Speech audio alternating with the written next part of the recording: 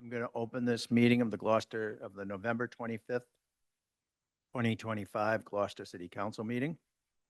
This public meeting of the City Council is recorded on Zoom with a link that is posted on the agenda. If you are calling in on a phone, you can press *9 to request to speak. If you are watching on a computer or device, there is a raised hand button. You can tap or press to request to speak. Please use either of these options during oral communications and public hearings to be recognized to speak. If technical difficulties arise and the Zoom link is interrupted during an in-person hybrid meeting of the City Council and a quorum is present, the meeting may continue after efforts have been made to reestablish the link. The minutes shall note the interruption. It is the finding of the City of Gloucester that no individual should be denied equal treatment or opportunity because of their age, ancestry, color, disability, including intellectual and developmental mental disability, family status, immigration status, gender identity or expression, military status, marital status, national origin, race, religion, sex, or sexual orientation. Tonight we have in attendance Ward 2 Councilor Dylan Benson, Councilor at Large Valerie Gilman, Ward 1 Councilor Scott Memard, Ward 3 Councilor Marjorie Grace, Councilor at Large Jason Grow. I am Tony Gross, Councilor at Large and Council President. We also have in attendance tonight is our Building Commissioner, Rob Vicari. We have our CFO, Connor McCorkle, our CAO, Catherine Schlichty. We have our assessor, Nancy Pappas, our assistant assessors, Tim Good and Gary Johnstone. We have Kenny Costa.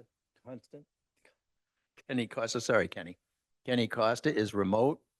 And we have Grace Poirier, our city clerk.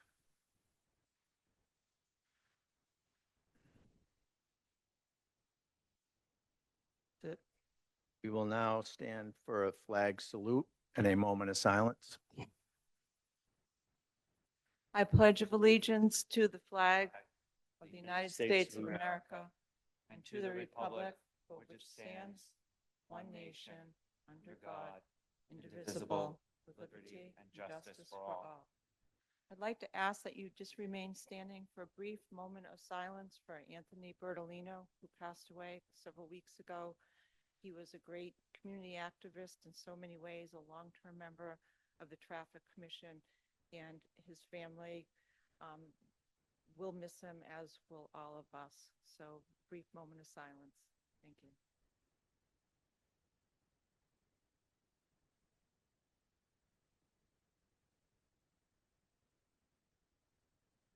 Thank you.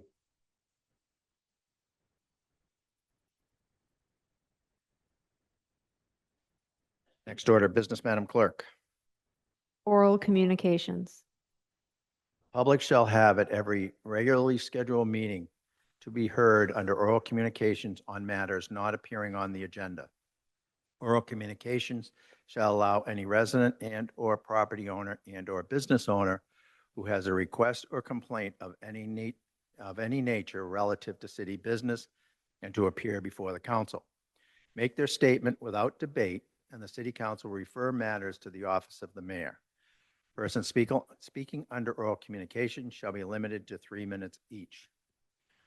Are there people in the audience who would like to come up and speak? Name and address for the record, please. Good evening. My name is Joel Favaza. I live at 28 Middle Street. I'm here tonight just to remind everyone about the ongoing issues at I-4C2. I wrote to the council back in August. I have not heard back. I want to remind you that per Code of Ordinance, Section 22-288, I-4C2 was authorized as a municipal parking lot only until 2018. After that, it was subject to annual reviews by the City Council, and you had a maximum of 10 years from 2013, meaning that you could not renew it as a parking lot beyond March of 2023. More importantly, the temporary license that was granted to the city in 2013 either expired in 2017 for failure of the city to comply with the special conditions related to a marketing plan, et cetera, or if not, expired per its own term in 2018. I actually reached out to the city in February of 2018 to remind the city that it needed to renew this license. The only official action I can find from the city council is an amendment to the code of ordinances, but no filing that I can find either in city records or state records showing that we applied for or received any sort of actual extension. Regardless, the 2013 license only allowed one 5-year renewal at 2018, which means even if it had been properly renewed, it would have been set to expire in 2023. There are some COVID tolling exceptions that probably would have bumped this out, but I've contacted DEP on several occasions because I've heard, oh, we were administratively extended. According to DEP, one actually gave me a flippant answer, said, Joel, do you see an extension recorded at the registry of deeds? I said, I don't.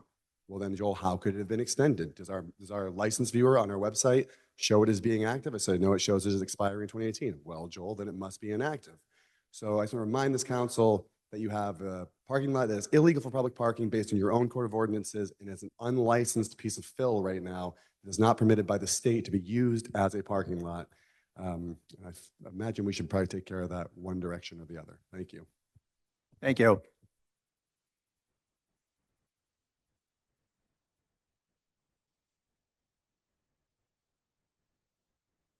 Name and address for the record, please. Please don't shut the microphone off when you're done. It's not on batteries anymore. I'm Alani Mioni, and I live at 6 Davis Street Extension. I'm 12 years old, and I'm a student of the O'Malley Middle School. I live next to the old East Gloucester Elementary School. As you know, the original playground has just opened back up. It makes me so happy to see that kids have returned to the playground. I hope that the city does everything they can to protect areas like this. They are a special place for kids to play and have fun. We should be able to preserve and protect these places for the children of today and tomorrow. If children like me are the future of Gloucester, then we need places like this to express ourselves and be who we truly are. Even though I really miss the school next door, I am happy that the mayor and others in charge returned the land to the kids and promised to make all of it a beautiful playground for us to enjoy. I learned a lot about the school and the playground and why the playground was donated to the kids of the city many, many years ago. I learned a lot about why the city chose to put the two schools together, but I also know that kids like me need places like this to be a kid, run in the grass, climb a tree, and to be with their friends outside of school. To Mayor Verga, thank you for believing that kids need this open space. To Mr. Lundberg, I know that you will be our mayor soon. Please make sure that this space will always be protected. Please help us make it a fun place for every kid. We really do need it. Thank you for your time. Thank you very much. That was very good.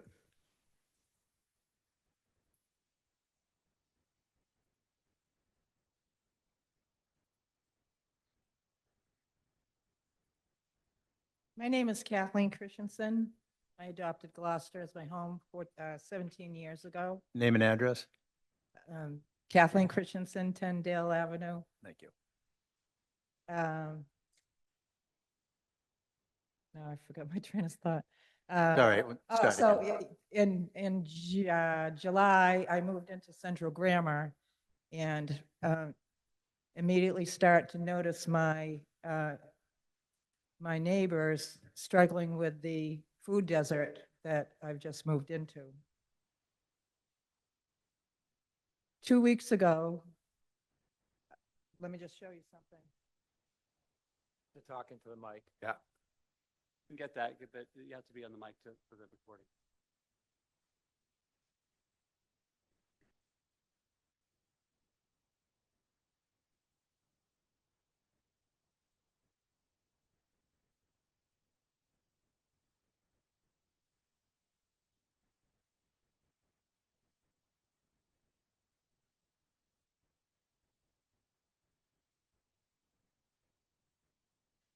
Two weeks ago, I was up at Market Basket on the Business Express Cater bus. And I saw an elderly woman coming out of Market Basket with a walker just like this one, filled with the Cater maximum amount of groceries, 3 bags. She struggled to get her bags off of her walker. I helped her. I helped her get onto the bus and bring her walker on. And seeing that made me realize that I needed to do something to bring attention to the problem that is now going on 8 months of elderly and senior residents required to use public transportation, which does not fit their needs adequately. I drafted a petition that reads, and it was only distributed to senior and elderly residents. And I have over 100 signatures that I got within a week's time. We're pleading with the city to restore the seniors on the go weekly shopping bus. This bus sits idle 319 days in 2025. We urge the city to restore the senior on the go bus to alleviate the burden of securing groceries in light of the current food desert downtown. Local bus service does not adequately meet the needs of our more vulnerable senior and elderly residents. Many utilize mobile aids and collapsible carts to manage their groceries.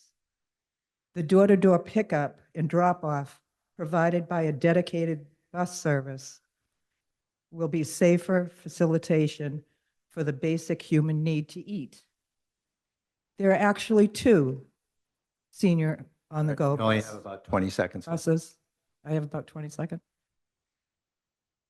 These two buses are available all of those extra days to go around to the senior house, the congregate senior housing on a rotation basis. So let's put these buses to use for safe transporting of our elders from our senior housing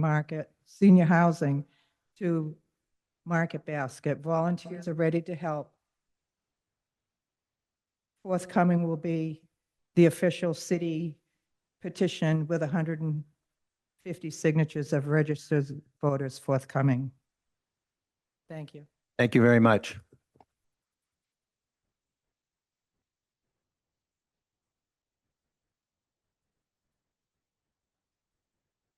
Anyone else in the auditorium?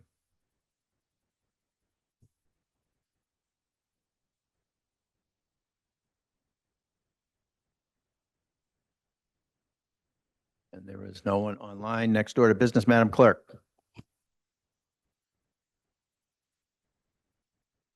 The consent agenda.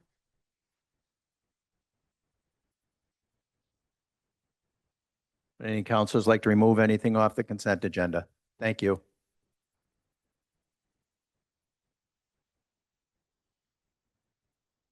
Entertain a motion to accept the consent agenda. So moved. Motion made by Councilor Gilman, seconded by Councilor Memard. Discussion? All those in favor? Aye. Opposed? Ayes have it. 8-0, 1 absent. Next order of business, Madam Clerk. November 6th, Budget and Finance Standing Committee report. Councilor Memard. I would make a motion to accept the November 6, 2025 Budget and Finance as a report as a unanimous consent agenda. So moved. Motion to accept as a consent agenda. The Budget and Finance report is a consent agenda. Motion made by Councilor Memard, seconded by Councilor Grow. Discussion? All those in favor? Aye. This is roll call. Oh, sorry, roll call. Counselor Gilman, Yes. Counselor Grace, Yes. Counselor Gross, Aye. Counselor Grow, Aye. Counselor Majota, Aye. Counselor Memhard, Aye. Counselor Worthley, Counselor Benson. Aye. The vote is 8 in favor, 0 opposed, 1 absent. The motion passes. Would you like me to summarize those items? I think, yeah, I think that would be helpful for the public. So I'll just read through. If anybody has a question, they're certainly welcome to ask. Budget and Finance Committee meeting of November 6th. Item number 1 for our consideration was a memorandum from the mayor requesting our acceptance of earmarked funds from the Executive Office of Public Safety and Security for fiscal year 2025 automatic external defibrillators, AEDs, in the amount of $10,000. Item number 2 was a memorandum from the mayor requesting our acceptance of earmarked funds from the EOPSS for the fiscal year 2025 dispatch system replacement, and this was in the amount of $70,000. That's Executive Office of Public Safety and Security. Item number 3 was a memorandum from our harbor master requesting the acceptance of donations from the Name Your Plank fundraiser in the amount of $7,750 for the repair of deteriorating planking on the I-4C2 pier. Number 4 was a memorandum from the Director of Public Health requesting our authorization to pay a fiscal year 2025 overtime expense with fiscal year 2026 funds in the amount of $2,605.55.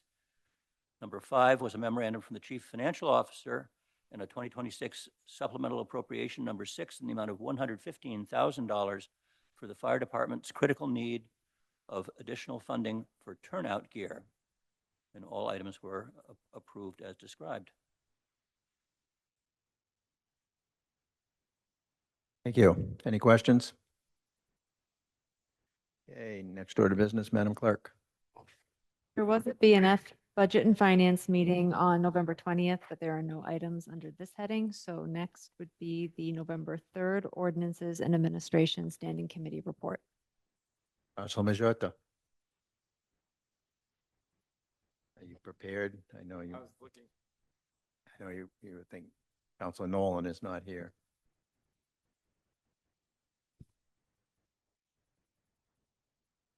Number 1 memorandum for the Gloucester Licensing Board regarding acceptance of GL, Chapter 138, Section 12D, Alcohol Beverage Licensing Statute. We have a small presentation on that. Thank you. Do you guys mind coming up and just be able to tell the council what you told us in O&A?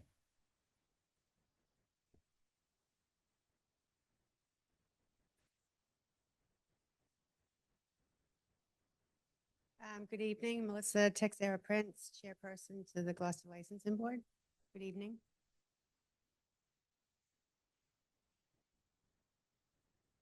So at O&A, it was put forward the fact that on June 30th, 2025, Governor Healy making an appropriation to allow licensees that have wine and malt beverage licenses to have an ability to trade in their license for a non-transferable on-premise all alcoholic beverage license.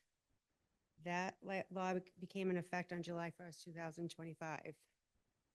In order for Gloucester to move forward, this council must accept Mass General Law, Chapter 138, Section 12, stating wines and malt beverage license holders to trade in their license for Mass General Law 138, Section 12, on-premise all alcohol beverage license pursuant to Mass General Law, Chapter 138, Section 12D. So if it was discussed at the board, and if the city council approves that law, then the licensing board can move forward with any request for current owners of year-round beer and wine licenses to be converted to all alcohol licenses. And I would just like to note the fact that we have 2 available year-round beer and wine licenses as well. So there will be an interest in the decision that is made here tonight. And I can answer any questions that you have. It's really that simple.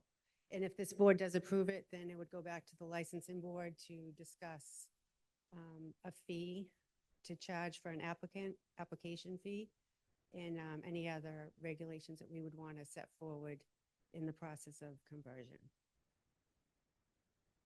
So know that that would have to happen if this council approves that law. Councilor Benson. Thank you. And thank you for putting this forward. How many could you guess that are wanting to convert? I mean, I've talked to many businesses before. that are have just the beer and wine? How many do you think would take advantage of this if we approve this today? So we currently have four. Okay. The Bowling Alley, Sacred Cod, their new restaurant, sister restaurant, Salute, and Maria's are the four current year-round beer and wine holders. My guess is there's going to be an interest. I know Sacred Cod came forward, I think it was last summer, and changed their beer and wine to add cordials because there was an interest in expanding their ability in their menu. So I don't know for sure yet. I just know that there's an interest in this in general. We have had people from the public, not necessarily from Gloucester, reach out to us asking the availability of these licenses now, wanting to apply for a beer and wine with the expectation that it will be converted. So my guess is that this is going to be a hot topic coming up quick if this council approves it, because of the compatibility of the license holders, the non-ability to get a year-round license right now. Council Gilman. Thank you. Can you elaborate a little bit in terms of how your commission feels about this and what your recommendation is? So when we met last at a meeting in October, I had asked City Solicitor Suzanne Egan to come to our group and give us some guidance on what the outcome of this law would be if it was approved. And it was stated to us that it's very simply a matter of allowing businesses to expand their business, especially during a time where COVID has put a beating on a lot of our restaurants. You know, they're struggling. I think this has been very successful in Boston. And our board always takes the position to do what we can do to help our businesses thrive. And so to us, it was a unanimous vote to move forward with this request. Did that answer your question? We didn't have a big discussion about it. It was just a matter of, is this a direction we want to go in? Taking into concern that it will put forward some, there might be an interest by the current license holders that this is interfering to some sort, that they had to pay a lot of money for their year-round license to serve all alcohol. But if they get this license, they're not paying the $100,000 to $150,000 to get this type of license. But the licensee that does convert this license won't own the license. Once they're done with it, it gets reconverted back to a beer and wine license. So there's a little bit different asset that we're discussing about owning.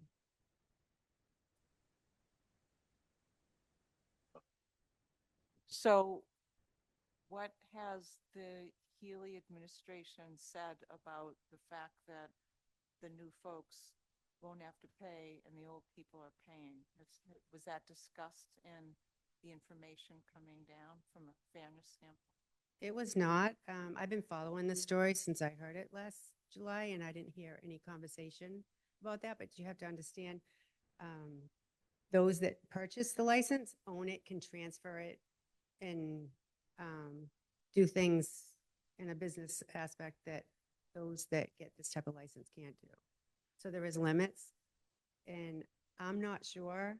The question I have that is still unanswered is how long are we going to be able to continue converting these type of licenses, knowing that they do go back to being a beer and wine license once their business either ceases to exist or the owners no longer want to stay in business. There's absolutely no transferability with these type of licenses. It goes back to beer and wine. Council Grow. Thank you, and thanks for the presentation. Two quick questions. One, we're talking right now, currently as it stands, only 4 businesses with a potential 2 more are being eligible for this at all. So we're not talking about a massive transfer of licenses. The other question I have is, we talk about the asset component of being a full beer and wine or full light liquor license. if a permit comes open or license comes open in the city that's not owned, that's not subject to the same $130,000, $250,000 fee, is it? It's just an application fee that the city charges and moves forward. So in those situations, that person might get a license for hundreds of dollars as opposed to hundreds of thousands of dollars. Yeah, so I feel very fortunate that over the past 5 or 6 years that I've been on this board, we've actually had 2 year-round licenses available to provide to the community members without having to purchase at that the rate that the licenses are selling for. As you know, we gave George's a year-round license, and then Saltwater Grill was last year. So the number of licenses that the city is able to distribute is based on a quota system. Our population isn't growing excessively. It did a small portion, which is why we got the license that we were able to give to George's. The license that we gave to Saltwater Grill, I honestly don't know how that appeared on the annual document that we get every year, but when I saw it, I said it's available. Let's distribute it before someone does recalculation, because I wasn't sure how that extra license came to be. It wasn't because of our quota system.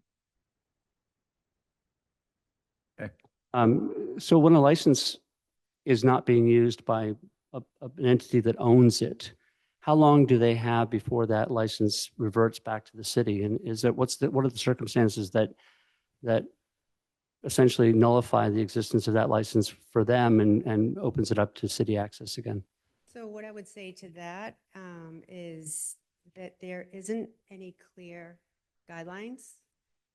As you know, the tavern sat unused for many years.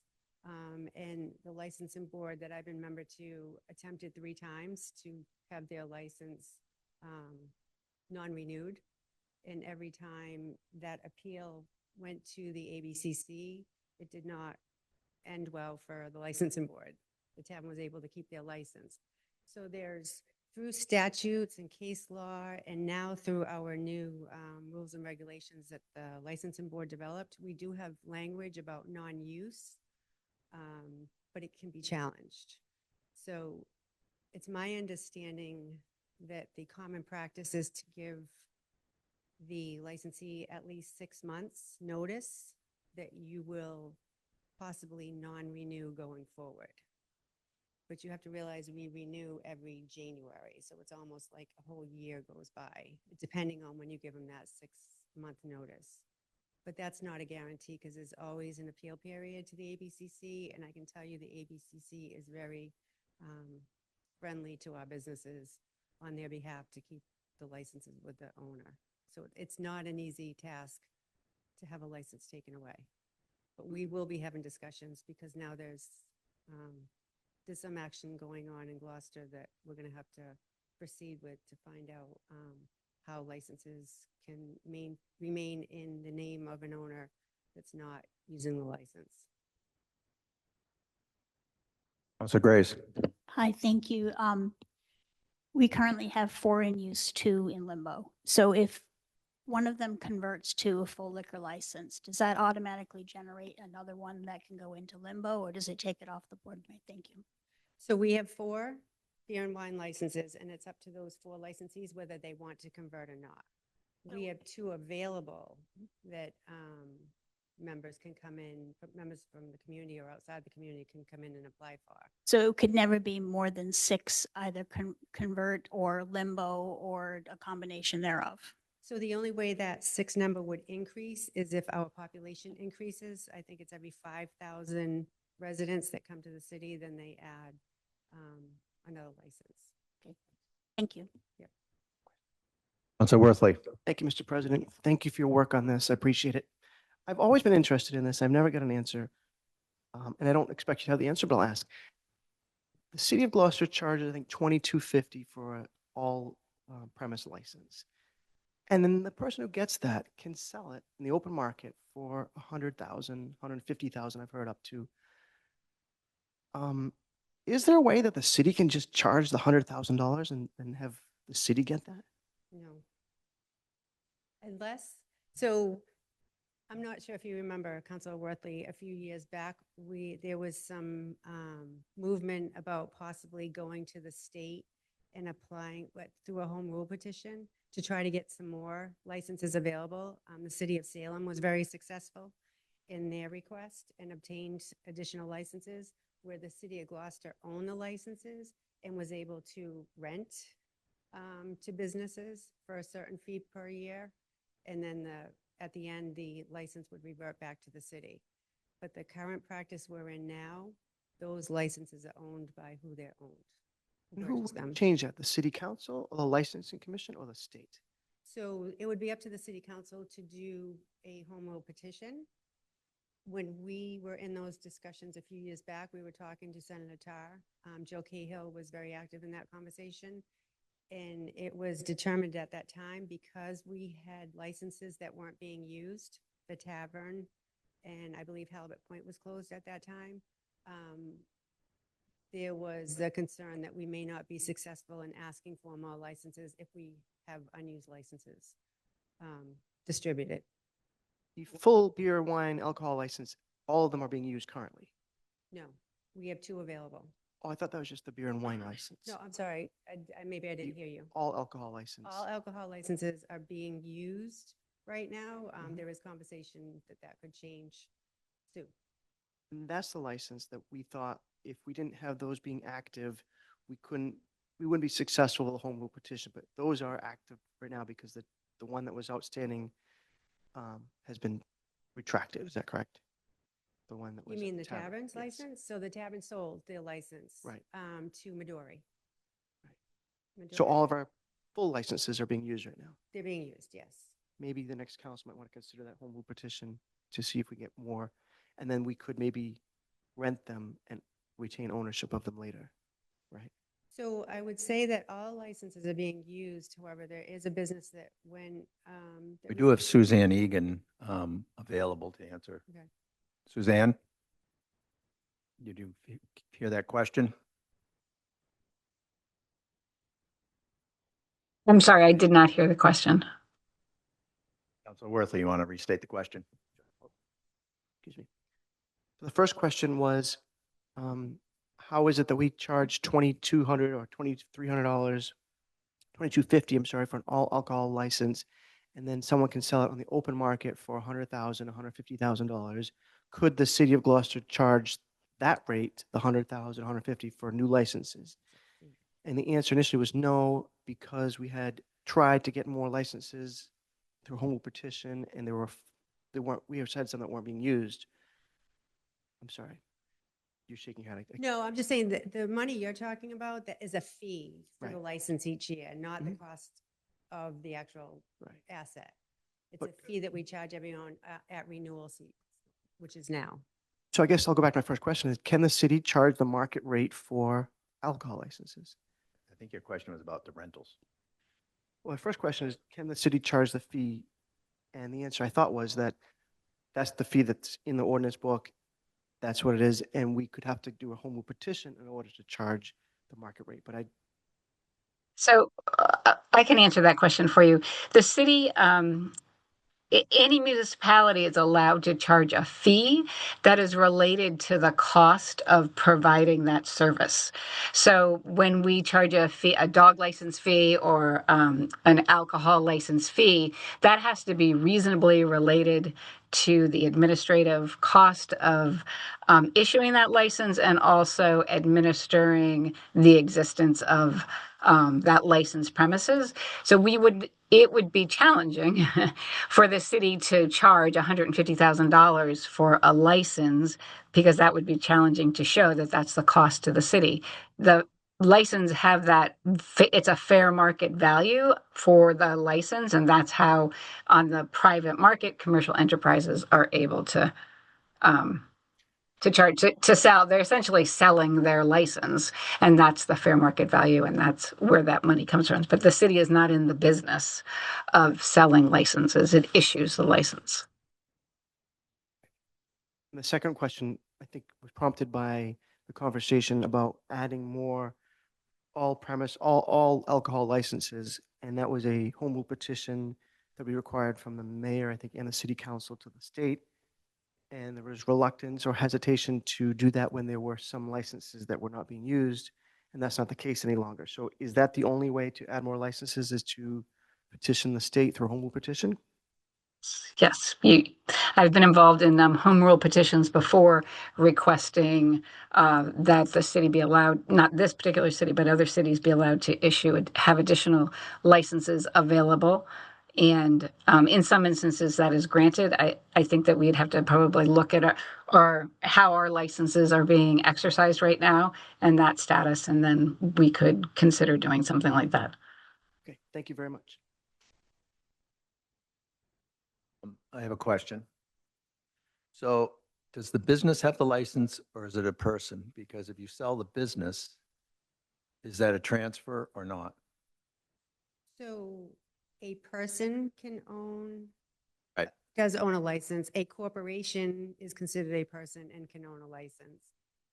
So I guess I don't know what you're asking. What if is it transferable if someone sells the business, the corporation,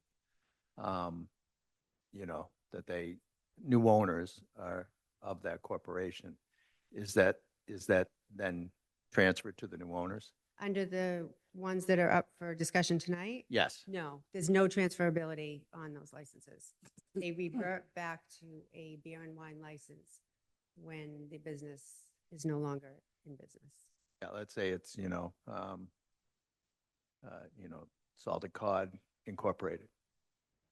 The principals of Salted Cod sell it to another set of principals who are different people. Does that license then revert back? It does. Okay. And that's where I brought up earlier, I don't know how long the conversion is going to be allowed to happen, but essentially if it reverts back, they have a beer and wine license. Can they come before us and ask to convert it back? That's an answer I don't know for sure at this time.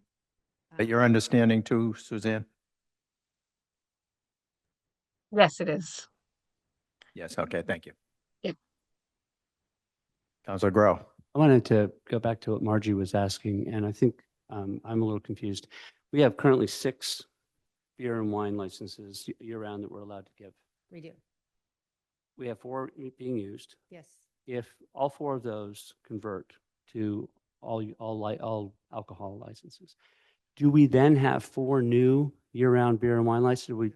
Okay, so they're essentially put a hold on that till they decide whether or not they're going to continue. So we're not going to be generating new backfill licenses. Right. It's not adding to our quota of licenses. It's converting and then going back to beer and wine when they cease business.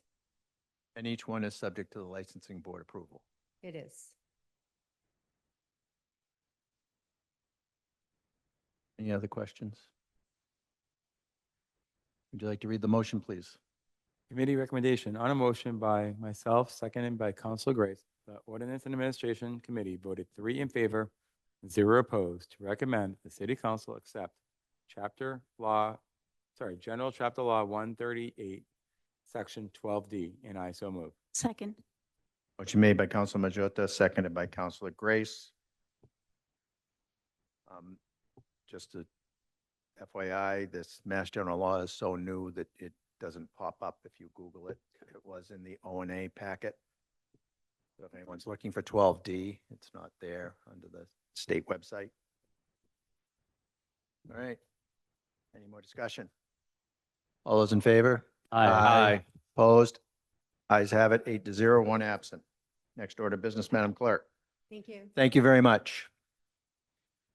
The November 5th and November 19th Planning and Development Standing Committee reports. Councilor Grow. Right. So for the November 5th, 2025 meeting, we had the request for street closures for the Middle Street Walk, which is on Saturday, December 13th, 2025, all day long. So we approved that. That's a great event. So if you got a hankering for a horse-drawn carriage, that's your day. The second one is the poll petition 2025-006, petition by National Grid to install underground facilities at Prospect Street was rescinded or was withdrawn, excuse me, not rescinded, withdrawn by the applicant. We voted to approve that withdrawal. That's all I got. Thank you. Any questions? Councilor Grow.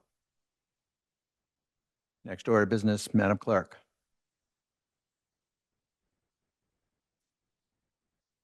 Public hearing number 50, Council Order 25, number 41, Worthley, amend GCO Chapter 5, Buildings and Building Regulations by adding a new Article 6, demolition delay. Matter shall be referred back to O&A for further review with a tentative public hearing date of January 13th, 2026. Next up. Public hearing 25, number 51, tax classification in accordance with MGL Chapter 40, Section 5, and GCO Chapter 2, Section 2-26, to determine the percentage of the local tax levy for the fiscal year 2026 to be borne by each class of real and personal property. I'll open the public hearing. And those speaking in favor?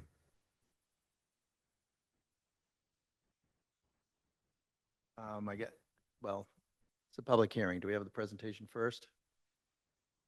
Okay, presentation. It's up to you if you want me to speak first. Yep, please.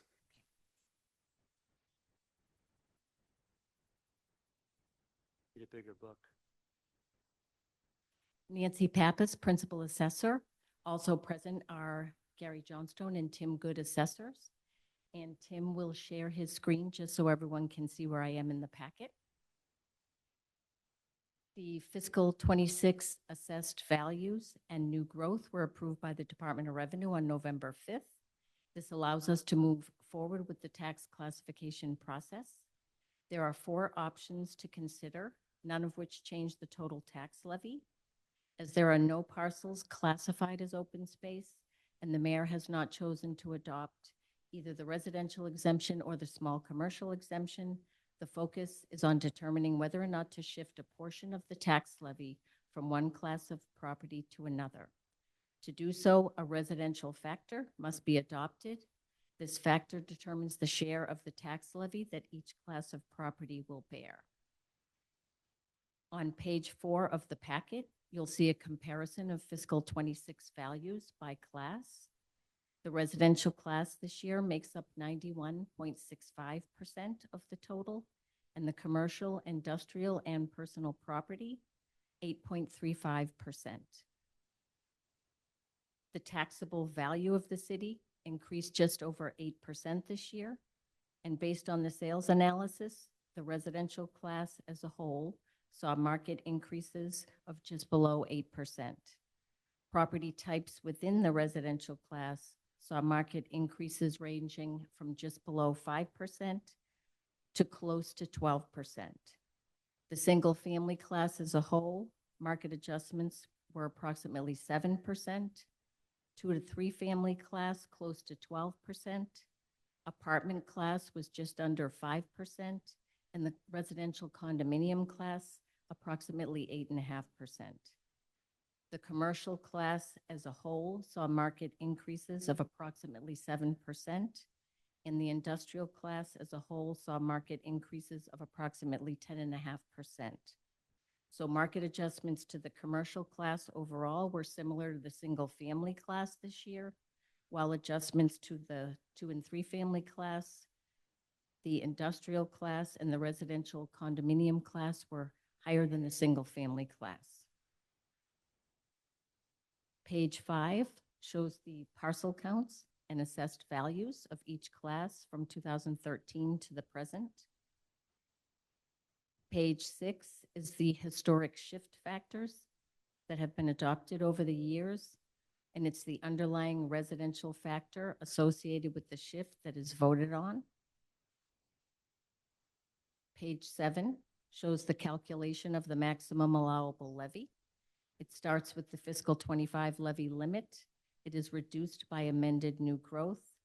Added to that is the Prop 2.5 increase and fiscal 26 new growth, which results in the fiscal 26 levy limit. To that, the debt exclusions are added, which results in the fiscal 26 maximum allowable levy. That number divided by the total value of all parcels results in a tax rate at a factor of 1 of 9.34. This is rounded downward so as not to exceed the maximum allowable levy. So a factor of 1 results in the same tax rate for all classes of property, and any factor other than 1 would shift a portion of the levy to another class. Page 8 shows the approximate tax rates that results from the various shifts to the CIP class, and the maximum shift allowed by the state is 1.5. Page 9 is a comparison of levies by class at various shift factors. The tax rates are approximate and rounded so as not to exceed the maximum allowable levy and could change slightly upon completion of the recap. The far right-hand column shows the difference in the levy that each class will bring in after the shift. And at last year's adopted shift of 103, the commercial, industrial, and personal property class brought in 3% more than it would have at a factor of 1. Page 10 shows changes in tax dollars for properties valued at different levels at various shifts. It shows the savings to the residential taxpayers and the increase in tax dollars for the commercial, industrial, and personal property taxpayers. The average single-family home assessed value for fiscal 26 is $1,020,646. The median single-family home is assessed at $714,900. So looking at the property value column of $750,000 at the shift of 1.03, it would be an annual saving to the residential parcel of $15, while the commercial, industrial, and personal property taxpayer would pay an additional $217.50. And at the bottom of that column, the maximum shift of 1.5 is illustrated. That would result in an annual savings to the residential taxpayer of $315, while the CIP taxpayer would pay an additional $3,510. The remainder of the packet explains the open space discount and the residential and small commercial exemptions, which are not viable options this year. And as I indicated, we have other staff present. We'll do our best to answer any questions you may have.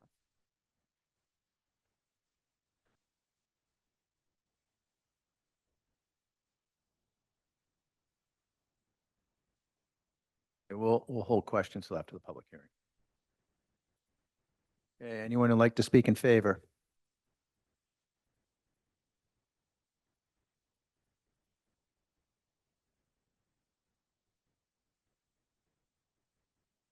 Yes, I guess anybody who wants to speak, because we don't have anything up yet, so I guess in favor or just speak whatever your position is.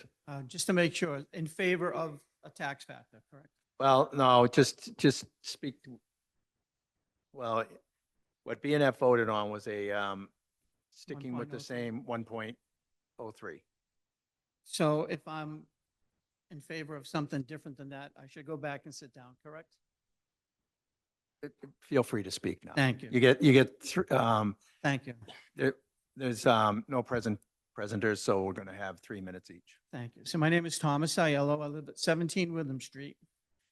And as we all know, this country, this city in particular, is facing a crisis right now. And it's a crisis of affordability. And while I appreciate that Budget and Finance has recommended a 1.03, in reality, that 1.03 is more like a symbolic gesture than anything else. This council has a chance tonight to do something that it really does have, which is to impact, even if it's in a small way, the affordability crisis of homeowners and people who rent in this city. And when you look at this tax factor of 1.03, in reality, if you look at the median value of a home, how much it's gone up over last year, and apply that 1.03, the average homeowner is going to see a tax increase of about $141 on their taxes.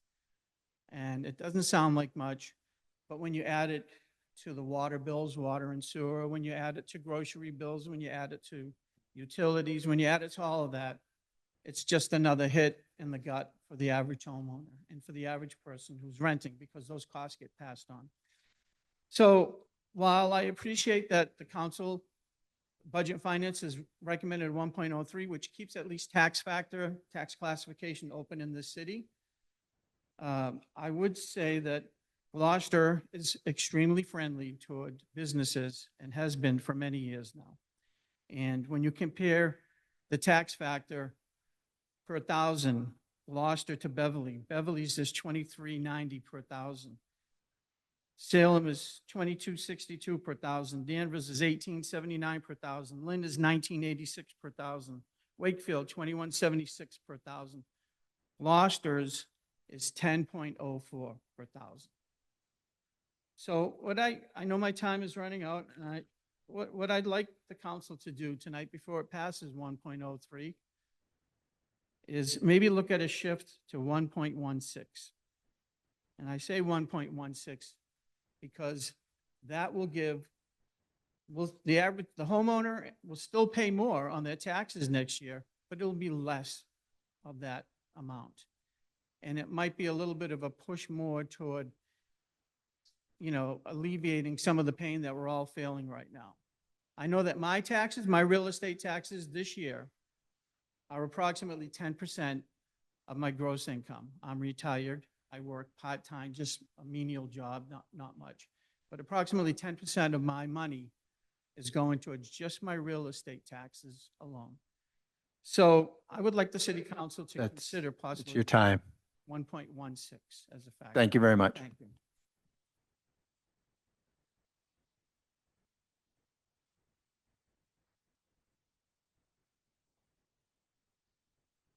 Good evening, councilors. For the record, Catherine Schlichty, Chief Administrative Officer for Mayor Verger. I just want to go on the record for the mayor and say that the mayor supports the vote of Budget and Finance and maintaining the existing tax shift at 1.03. And while I'm cognizant of what the gentleman before me said, it's also a difficult time for our businesses. And we have a very small commercial industrial tax base. So whatever shift you make in the residential is borne by a very small percentage of the property owners. And the mayor would like to not further burden our existing property owners and recommends maintaining it as the same shift that is currently in place. Thank you. Thank you.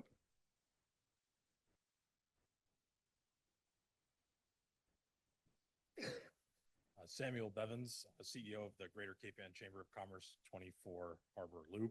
Good evening, Council President Gross, City Councilors, and members of the public. Today, I come before you representing the Greater Cape Ann Chamber of Commerce and over 400 Gloucester businesses. Every year, the Chamber participates in this hearing because tax classification decision has a direct impact on Gloucester's business community and the long-term health of our local economy. I want to begin by thanking Budget and Finance for their recommendation not to increase the shift for fiscal year 2026. While the Chamber continues to support moving towards tax parity over time, we appreciate the recognition that this is not the year for an increase. There are a few reasons why maintaining or lowering the shift is a responsible choice for Gloucester. First, the structure of Gloucester's tax base has shifted dramatically over time. According to the assessor's report, the residential class now represents 91.65% of the city's total evaluation, while the entire commercial, industrial, and personal property class make up just 8.35%. This decline is part of a long-term trend. The CIP share has fallen by almost half in the last 30 years. Gloucester now has one of the smallest commercial, industrial, personal property tax bases on the North Shore. For comparison, nearby communities have CIP shares ranging from 14 to more than 20%. The context matters when your commercial base is modest and shrinking. Shifting more burden onto it has a much greater impact. Even without a shift change, business taxes are already rising this year. Commercial property values have increased, as we heard from the assessor's report. That means that many businesses will see higher tax bills simply because their assessments have gone up. A shift increase would layer an additional burden on top of that. And as the assessor's report show, even a small shift increase, for example, 0.03 to 0.04, reduces average residential bill only by $10 to $20, while increasing business taxes by hundreds or thousands of dollars.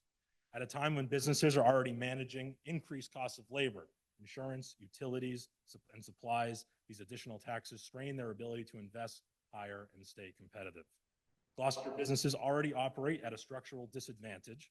Our island geography, high housing costs, and high utility rates make it more expensive to operate here. But maintaining a stable and predictable tax environment is one of the few things our city can control.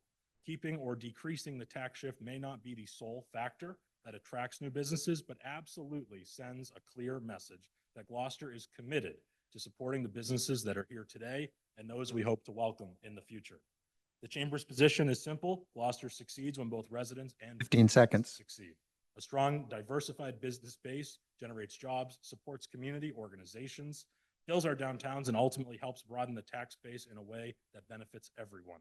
But that only happens when we remain competitive and avoid a disproportionate burden on a small percentage of our valuation. For these reasons, we respectfully urge the council to decrease or maintain the CIP shift for fiscal year 2026. Thank you.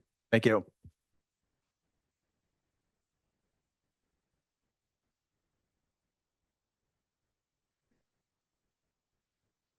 Thank you, councilors. My name is Jim Brown. I'm the president, this year's president of the Greater Cape Ann Chamber of Commerce. I live in Essex, Massachusetts, but I'm also a property manager for 7 or 8 mixed-use buildings on Cape Ann. And I know that this year, with my time at the chamber and also in my role as a property manager, I see these businesses are struggling really a lot this year. And as a president of the Cape Ann Chamber, I just urge that we vote to keep the 1.03, and we'll just keep working towards parity as we move forward. Thank you very much. Thank you.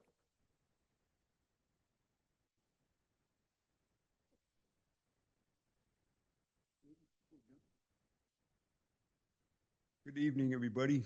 I'm Robert Gillis, 43 Revere Street, Gloucester.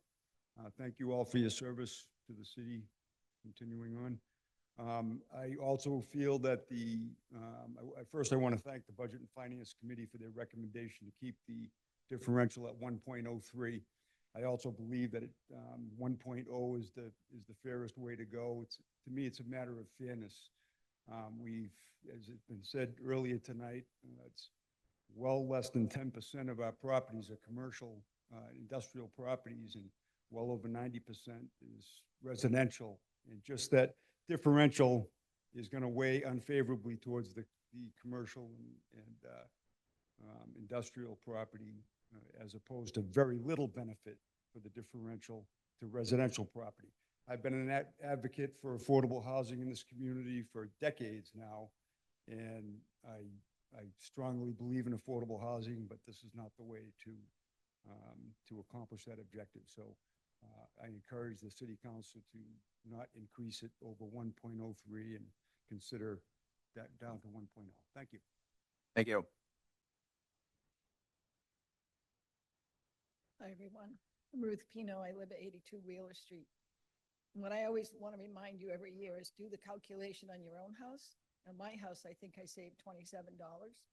But the thing I want to point out about the pie chart is to look at the number of properties we're talking about. There are 12,773 residential properties. Personal properties, 1,752. So in my opinion, like those are not the ones to count. The industrial and the commercial come to just under 800 properties compared to 12,773. So I appreciate the vote by the Budget and Finance Committee. And as everyone said, we're always looking for parity, but 103 works too. Thank you. Thank you.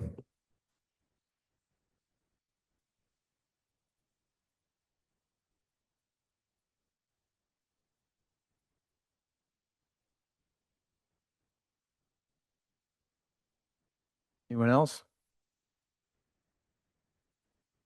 Okay, do we have any communications? We have none. Okay, now questions from the counselors. Counselor Benson. Thank you, Council President. Question, what would the number look like if we had if we had, Who would you like to come up to answer? This? whoever, I think, the assessor's coming up. So if we had parity, what would, I almost said it wrong. I almost had a Tom Menino moment, but anyway, what would that number look like if we had, now I'm saying it again, but anyway, I digress. When you're talking about parity in Yes. terms of if it was a factor of one.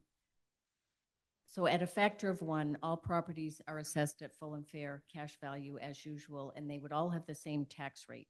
So anybody that owned that property of the $750,000 value that I talked about on page 10 are going to pay the same amount of taxes, which would be $7,005. So the residents would not see the reduction of 15, nor would the commercial see an increase. All taxpayers would pay the same, and for that value property, it would be that $7,005 figure. Thank you.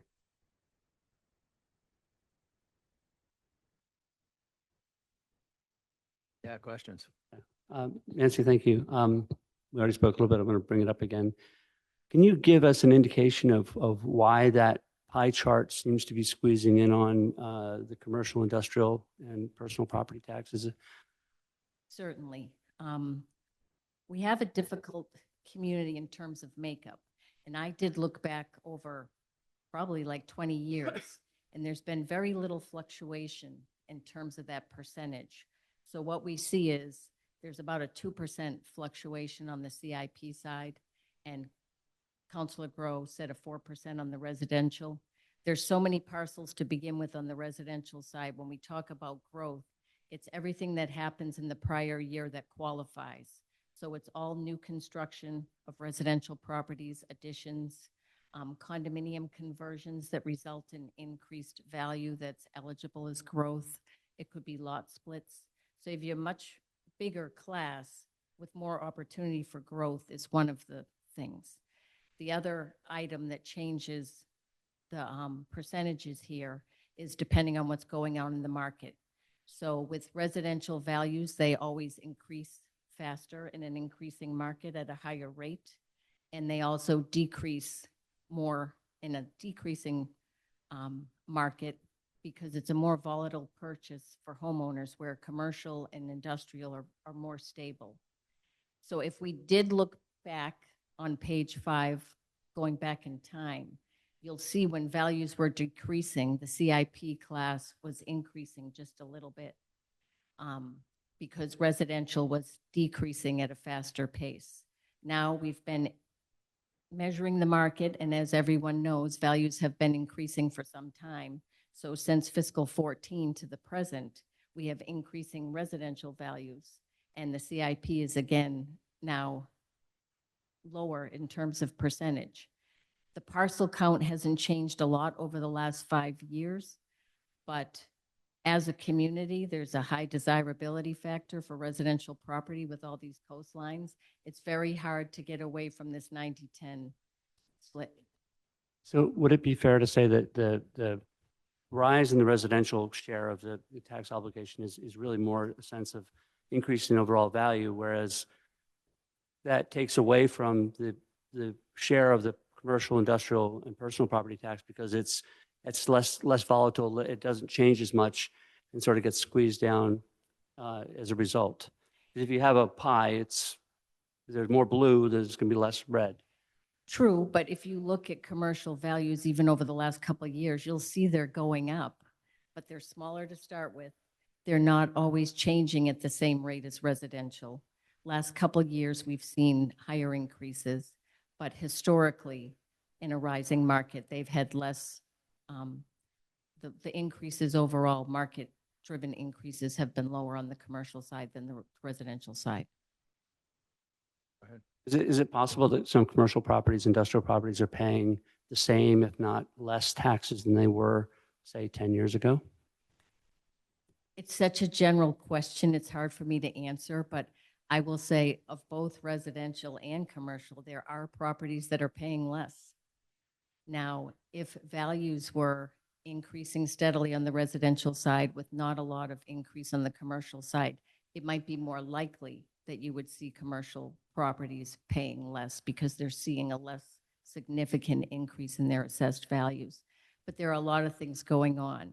You know, we do inspections every year that impact value, whether we're doing cyclical inspections, we're looking at condition, grade, whether we have the right data in terms of did they add something that we're unaware of, whether it's bathrooms, bedrooms. So we're out there looking at properties, and values are changing, you know, for all different kinds of reasons other than the market on both sides, whether it's commercial or residential. You have a sense of why the big jump this year in the CIP, because that is a fairly significant change. Last year, we saw something that was very close to similar in terms of increases. And we have an outside consultant that helps with the valuation on the commercial industrial properties. So we're analyzing income and expense returns, looking at what those properties will rent for. He looks at regional data as well as cost data. There's been an uptick in industrial in particular since COVID. And we talk to realtors and other people in the field, and they're seeing that with a lot of the surrounding communities as well. So we're just trying to measure what is happening when we set values.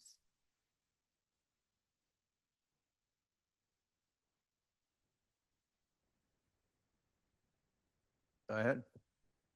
I was going to ask you to do this. Can you talk about some of the exemptions that are available to residents to deal with some of the rising taxes? Yes.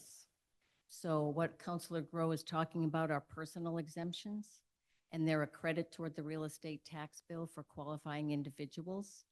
Taxpayers need to own and occupy the home as their domicile to be eligible.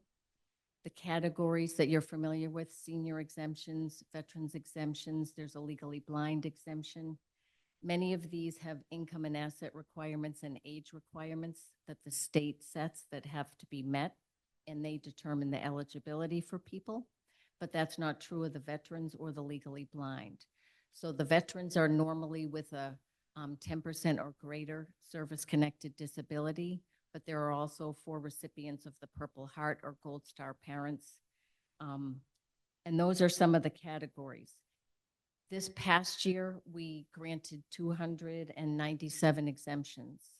And the application date is not until April 1st in any given year, so there's still plenty of time for people to apply for fiscal 26. As you're well aware too, with the mayor and the city council, there was changes made to the exemptions. The 41C, which was the senior exemption, that benefit amount changed from 500 to 1,000. We also lowered the age for eligibility from 70 to 65 and changed some of the income and asset requirements as much as we could to stay within the state allowances. And that enabled more people to qualify and get a greater benefit.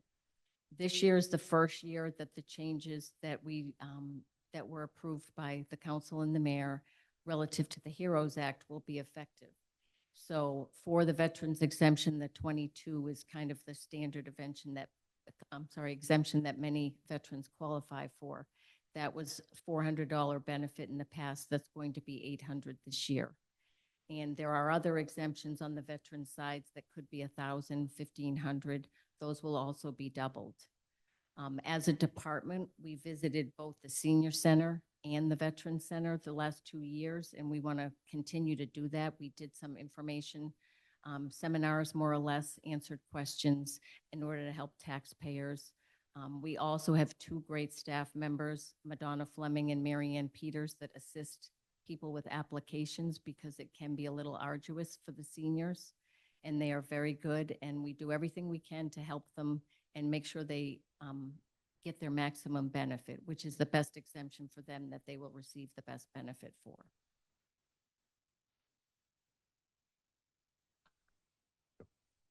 So, Councilman Majota. where can people find out this information? Did you say that, or? We have all the information is on the website, including a chart that describes the exemptions and what the benefits are. It does get confusing for people, so We always say, please call the office, come in. We're happy to discuss it with anyone. Like I said, the women in the front office are excellent. Some of the people that come in there have been coming in for years, and they know all of the applicants, a lot of the applicants. We did the outreach to the senior center and the veterans, which we're now doing on an annual basis, and we always do it timely enough that there's still time for people to apply. I think V at the veterans has been very good too. She is very, understands the exemptions that we have, and she helps the veterans there personally by herself, as well as us coming there to just answer questions or reinforce. So we're getting the word out as best we can via the website, and by doing those visits to the senior center and the veteran center each year now.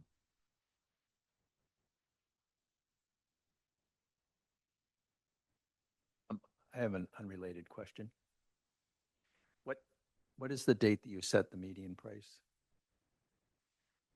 Basically, once our values are approved, then we know the values of all parcels in the city, and we determine the median for like the single family for the different classes that interest people. Same for like average assessed value. None of that can be determined until we know our values have been approved. So that wasn't until the November 5th date this year. Thank you. Oh, Councilor Gilman. Just to find one-stop shopping, if you just put in your assessor's page and follow up the exemption chart fiscal 26, you get the full chart with all those exemptions. And I know that that's part of the training that they do when they go to the senior center. Personal real estate tax exemptions called the exemption chart. It's a really neat, organized chart. Thank you for doing this, Nancy. You're welcome. Thank you for that, Val.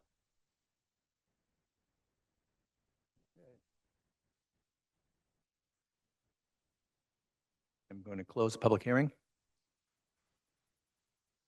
And Councilor Memard, would you read the motion? Budget and Finance Committee recommendation on a motion by Councilor Gross, seconded by Councilor Memhard. The Budget and Finance Committee voted 2 in favor, 0 opposed, 1 absent, to recommend that the City Council adopt a residential tax classification factor of 0.997300 that equates to a CIP shift of 1.03 for the fiscal year 2026. And I so move. Second. Motion made by Councilor Memard, seconded by Councilor Worthley. Discussion. Councilor Grow. It's my annual, I struggle with this speech. I've been looking at this for as long as I've been on the council, and I really appreciate Mr. Ayala coming forward with his concerns, because I think they mirror a lot of my concerns. I'm not sure we're going to change anything tonight, but I do agree that when you look at communities like Beverly, Salem, Peabody, Danvers, our competition for businesses, especially bigger businesses, they're paying more than twice in property taxes than we are locally. And based on the way that the valuations are changing, it's clear if you look back, and I've done some significant looking back at the numbers, that commercial and industrial properties are generally staying relatively stable. They may be increasing and they may be decreasing, but certainly residents are taking a bigger chunk of the hit in terms of the actual burden of paying the taxes because of the rapid rise in real estate. Now, that's a great thing if you don't intend to sell your property for a while and you want to keep it going.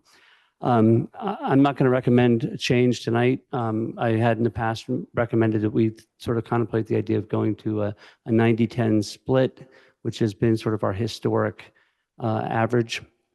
But what I guess I would ask maybe tonight, instead of going into a long thing, is that the next council, we really would, I think, benefit from having a workshop in understanding tax classification earlier in the year rather than right at the end of the year when we're rushed to make a decision.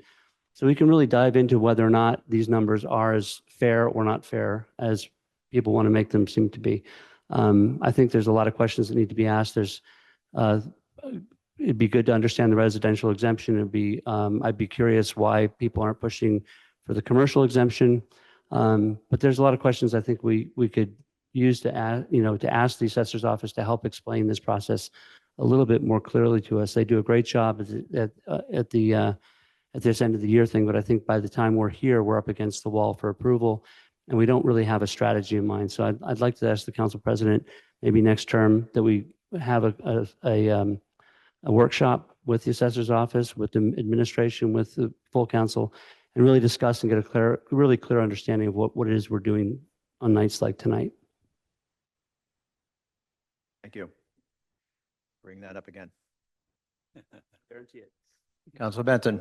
Thank you, Council President, and to Councilor Grow. I think that would be very helpful to have that, because you're coming in fresh and you're not fully understanding. And I think my eventual goal is that we should have parity between both our residential and our commercial. And I'm looking here at commercial from 2013, 583. Now 2026, 541. We've lost in that time 42 commercial. That's a concern.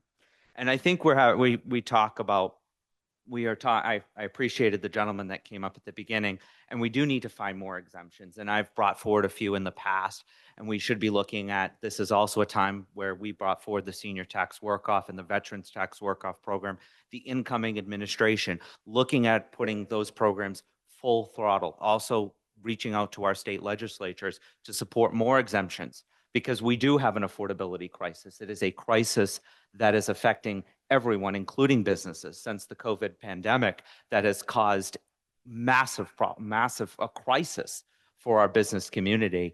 And there are many of those people, when we're talking here, we're talking about commercial spaces leaving. These are people that live here and work here.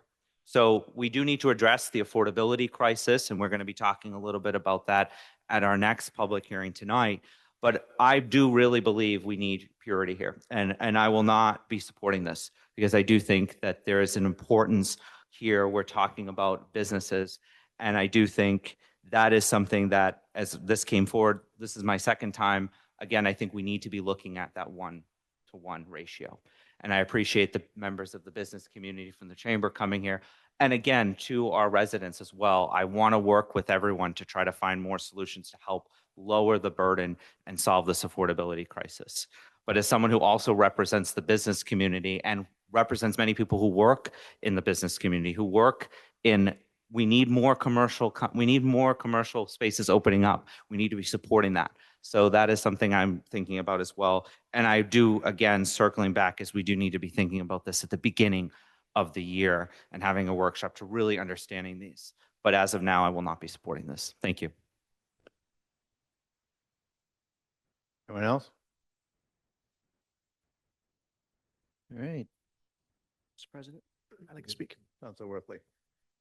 I firstly have been part of this for 25 years and understand it really well. And I agree with Mr. Aiello that we need to be looking out for our residents. The challenge is, this isn't the place to do it. I did some math with Ms. Aiello, sorry, Ms. Pappas, and she presented to the council that for the most affordable single-family home, this shift saves $3.80 per year, or about a penny per day. Conversely, on the most valuable property, we're still only saving them $164 per year. Conversely, the most valuable commercial property, we're charging people an additional $9,000. So that parity, this is not the place to save homeowners money. We've spent more time and energy and cost people more money on raising the bag fee than the savings of a tax shift here. I think when we look at the time to analyze this in terms of its impact on residents is when we're putting the budget together, when the mayor's office is putting the budget together and saying, do we need this and do we need that? And obviously there's costs and decisions that need to be made with those opportunities and those decisions. But this is not going to make a difference. And so for that matter, I'll be supporting the 1.03 because I think the message should be very strong to the business community, both the businesses we have and the businesses we're trying to attract, that we are not going to be volatile and bounce around based on what happened last year and say, you matter because you're providing jobs, and jobs is the way that people can afford homes in Gloucester. So I'll be supporting 1.03. Basically, I'd be supporting 1.00, but I don't think the support is there for that. So 1.03 makes sense, and the place to save homeowners money is at the budget time. Thank you. Thank you. Anyone else? Okay. To roll call. Okay. We've had the motion already. Yes. Counselor Gilman, Yes. Counselor Grace, Yes. Counselor Gross, Yes. Counselor Grow, Yes. Counselor Majota, Yes. Counselor Memhard, Yes. Counselor Worthley, Yes. Counselor Benson. No. The vote is 7 in favor, 1 opposed, 1 absent. The motion passes. To make a motion to reconsider? Second. Moved. Motion made by Counselor Memhard, seconded by Counselor Worthley to reconsider. Counselor Gilman, No. Counselor Grace, No. Counselor Gross, No. Counselor Grow, Counselor Majota, No. Counselor Memhard, Nope. Counselor Worthley, No. Counselor Benson. No. The vote to reconsider is 8 opposed, 1 absent. The motion to reconsider fails.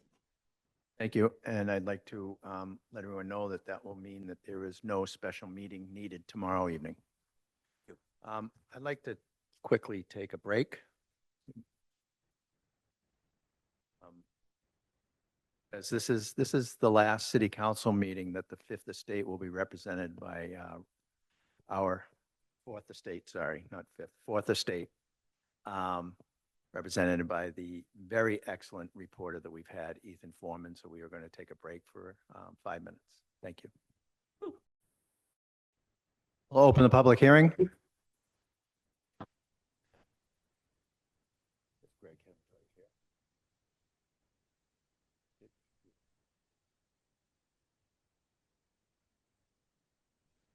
Good evening, councilors. I am present.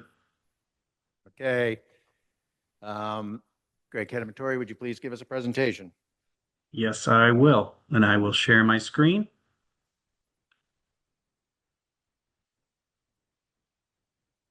Can everybody see that okay? Sidebar's up too. How's that? Okay. Greg Kedamatori, Planning Director. I'll provide a brief presentation of an outline of the proposed amendments to Section 5 and 11, the inclusionary housing requirements. I just want to acknowledge that there's been a fair amount of work that has gone into these changes from a number of different parties, including the Planning Board, its subcommittee, as well as the legal department. The Planning Board has been working fairly diligently on a regular basis to examine areas of the ordinance that can be improved around how we treat and permit housing, as well as looking into environmental protection or protecting the environment from development. So this is something that was kind of initiated through a couple of different avenues, a couple of operational issues that were identified in applying this ordinance, as well as rather than moving forward with a potential request to examine the applicability of the ordinance, the threshold of the number of units of a project by Councilor Benson. So a number of issues were kind of bottled together to look at how the ordinance is functioning and to make some improvements upon it. So the areas that were looked at can kind of be broken down into 4 categories: refining definitions. I'm not sure if I mentioned the legal department was involved in this as well. Considering the threshold of applicability, limiting the potential for segmentation, making sure that when this ordinance is a project meets threshold, that it does need to comply with either providing an affordable unit or a number of affordable units or an in lieu payment. And then also a fair amount of discussion and examination of looking at the in lieu in lieu payment schedule and considering a tiered approach so that there's kind of an economy of scale as those in lieu payments are applied to different size projects. So in terms of definitions, there in section 511.2, two new definitions were added to make it perfectly clear what we're referring to in terms of the types of projects that would be would trigger this ordinance. One being the definition for the application of a residential or mixed-use development. And for brevity, I'll just let that language sit there on the screen. But again, it's just making it more specific than the current language that's in the ordinance, as well as introducing a term for proposed development site. And again, these are all just for the purposes of creating clarity as to what types of projects are affected by this ordinance and must comply with it. There's also in the applicability and segmentation, I mentioned that Councilor Benson thought it was appropriate to look at the threshold number of units that the ordinance should require some component of affordability. I will say there's a wide variety across the Commonwealth, and we have gone over time from a threshold of 8 units to 6 units, and the current proposal is to reduce that to 4 units. And I highlight in yellow, again, for clarity in sections of the ordinance, those new terms that were added to the definition section are then utilized throughout the ordinance. So again, it's basically identifying that the requirement for that identified application for residential or mixed use that would result in 4 or more units where it used to be 6 would then have to comply with providing a component of affordability. Additionally, there's concern and actually one instance where there was the thought that this didn't necessarily apply depending upon whether a certain period of time had elapsed. The interpretation is really more that it has a look back to make sure that someone is not doing kind of a development in a piecemeal way to avoid compliance with the ordinance. So again, in the applicability section, it makes it very clear that a project may not be divided, phased, or sequenced in order to avoid compliance with this section. So once there is a development application that meets that threshold of 4 or more dwelling units, it will need to comply either by contribution of an in lieu payment or providing affordable units. And the last main section of proposed changes is looking at the in lieu payment schedule. In section 511.5, there is a current schedule, or I should say there's a current definition for how an in lieu payment would be assessed for projects of between 6 and 9 units that may elect to make a contribution rather than providing an on-site affordable unit. Again, with that change to the threshold down to 4 units, there was also the consideration of is there a more equitable way to apply an in lieu payment schedule? So rather than being what it has been in the past, which is equal to the median sale price of housing sales that have occurred in the residential market over the prior 3 years. I mean, again, that's determined by the assessor's office.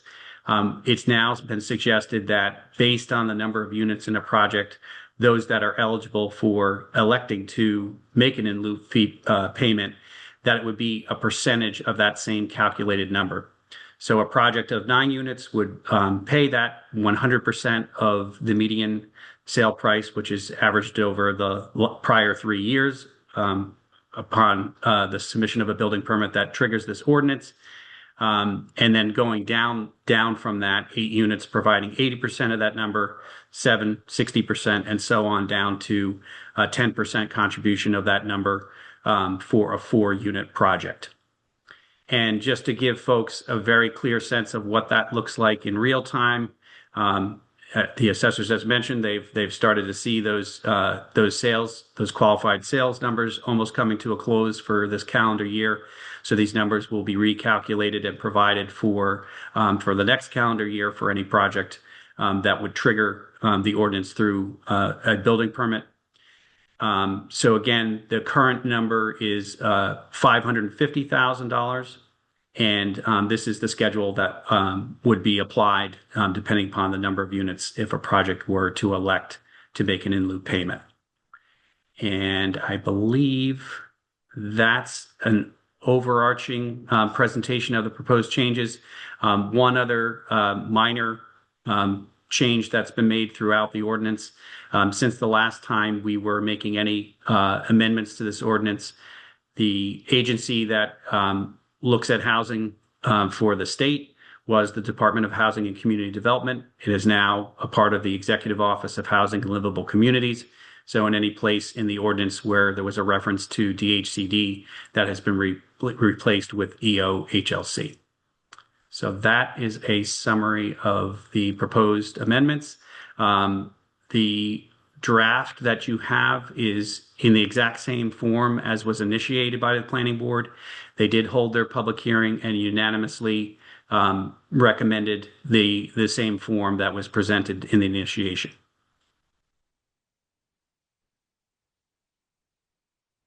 Thank you.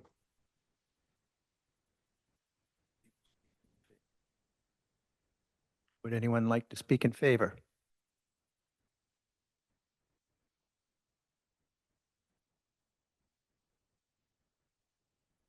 Still here, right? Might as well.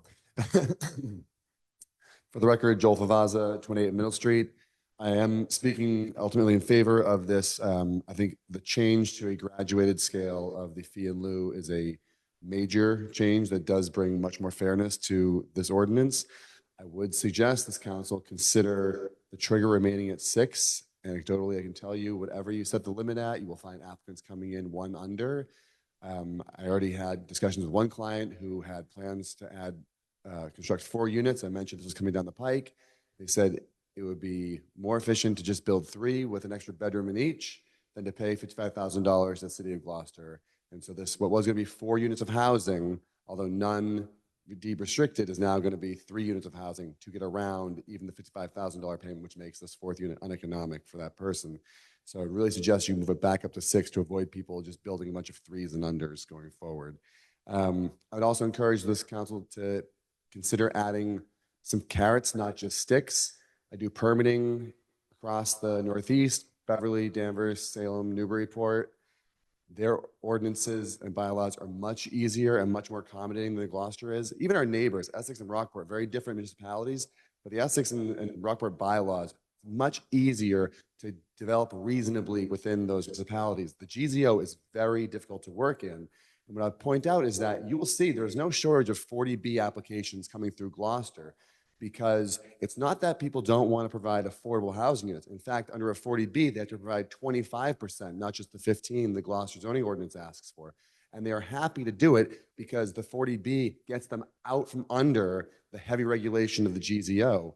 And so I would consider, or I'd ask you to consider adding in carrots where you go, hey, if you add affordable units, your maximum height goes from 30 to 35 or 37. Your setbacks get reduced by, 25%. Your parking requirement goes from 1.5 to 1.25. Like those little carrots to make the ordinance easier to deal with. You could then slip in incentive to add more affordable housing units rather than just stick of, hey, you're either going to add these affordable housing units or you're not going to build these units or you're going to write us a check. I would encourage you to keep working on this and just add carrots in. But I am in favor of this. This is a step in the right direction. I appreciate all the hard work the planning board did on this. And I hope, even if you don't modify it, you'll approve it, but consider the modifications as well. Thank you. Thank you. Anyone else to speak in favor?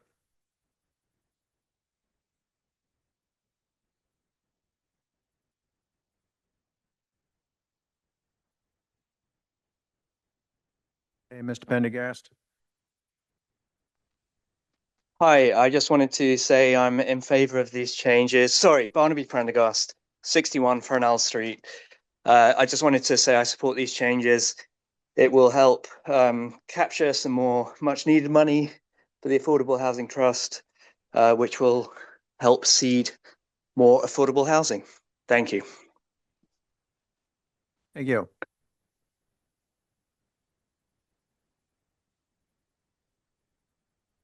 Anyone to speak in opposition?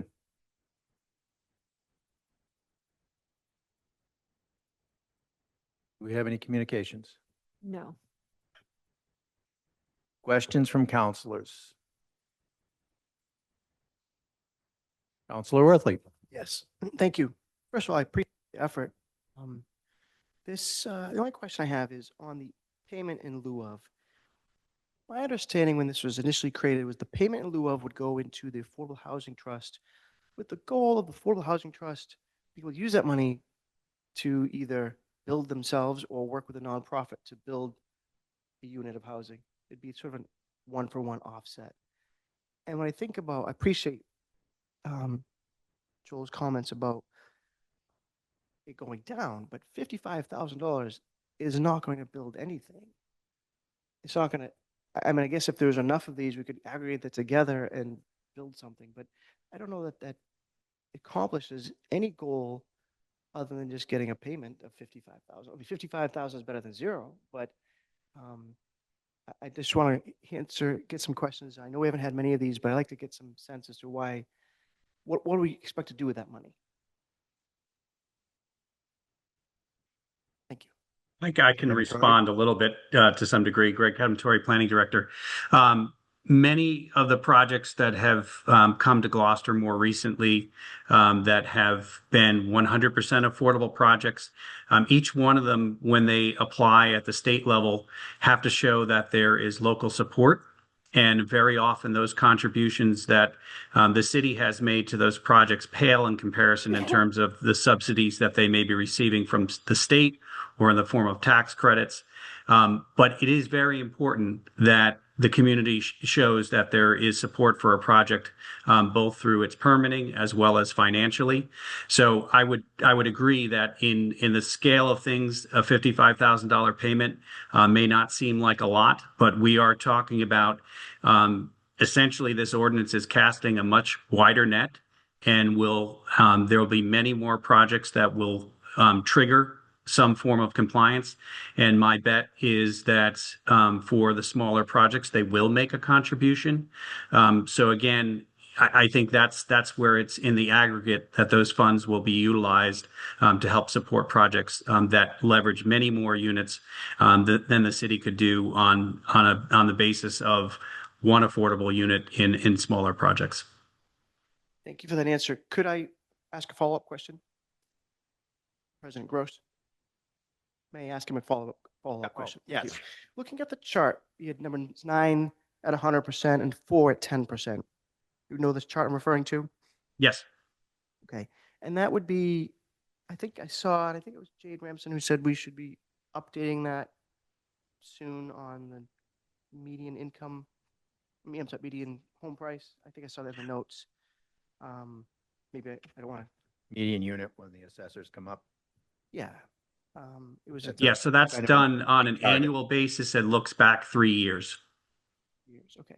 So in the case of someone who's developing 4 units, they could have one that's deed restricted affordable or pay $55,000 based on based on the most recent update of median income. And then if they build 5 units, they'd have to pay 20% of that. Is that right? Correct. 9 of it, if they build 9 units, they have to pay $550,000. As opposed to building 9 units and be required to have just 1 unit. One unit. Okay. And again, the goal of that money is to go to the Affordable Housing Trust, and then I think I heard you say to leverage state funds if they show the city municipal support for it. Yeah, so they can financially support projects in different ways. There are all sorts of opportunities that come forward that could assist either with the acquisition of a property for affordable housing. Again, I'm not sure if, there are obviously a number of different funding sources to make an affordable housing project come forward, particularly one that's 100% affordable. So they have a fair number of options of how they can utilize those funds to support affordable housing in Gloucester. And I'll just throw out the question. I thought that the representation about having more carrots than sticks, I don't know that we need to change this one right now, but I would love to see an effort put forward to do that. And I guess in questions, Greg, does the zoning ordinance review task force still exist? It does not. But I will say there is a subcommittee of the planning board that's been meeting almost weekly, which is chaired by Jane Remsen, who I think is still in the audience. I think I can see the back of her head. And I think, it is a very important discussion. And I think that's something that the board is looking at, or the subcommittee is looking at very specifically of, obviously, density is sometimes not the favorite word that people like to hear, but not every project can do everything that the community wants, and there is going to have to be some compromise if that is the true goal of trying to provide more affordable housing. Even as has been pointed out in some of the testimony, at 15%, it's a very gradual increase in the stock of affordable housing.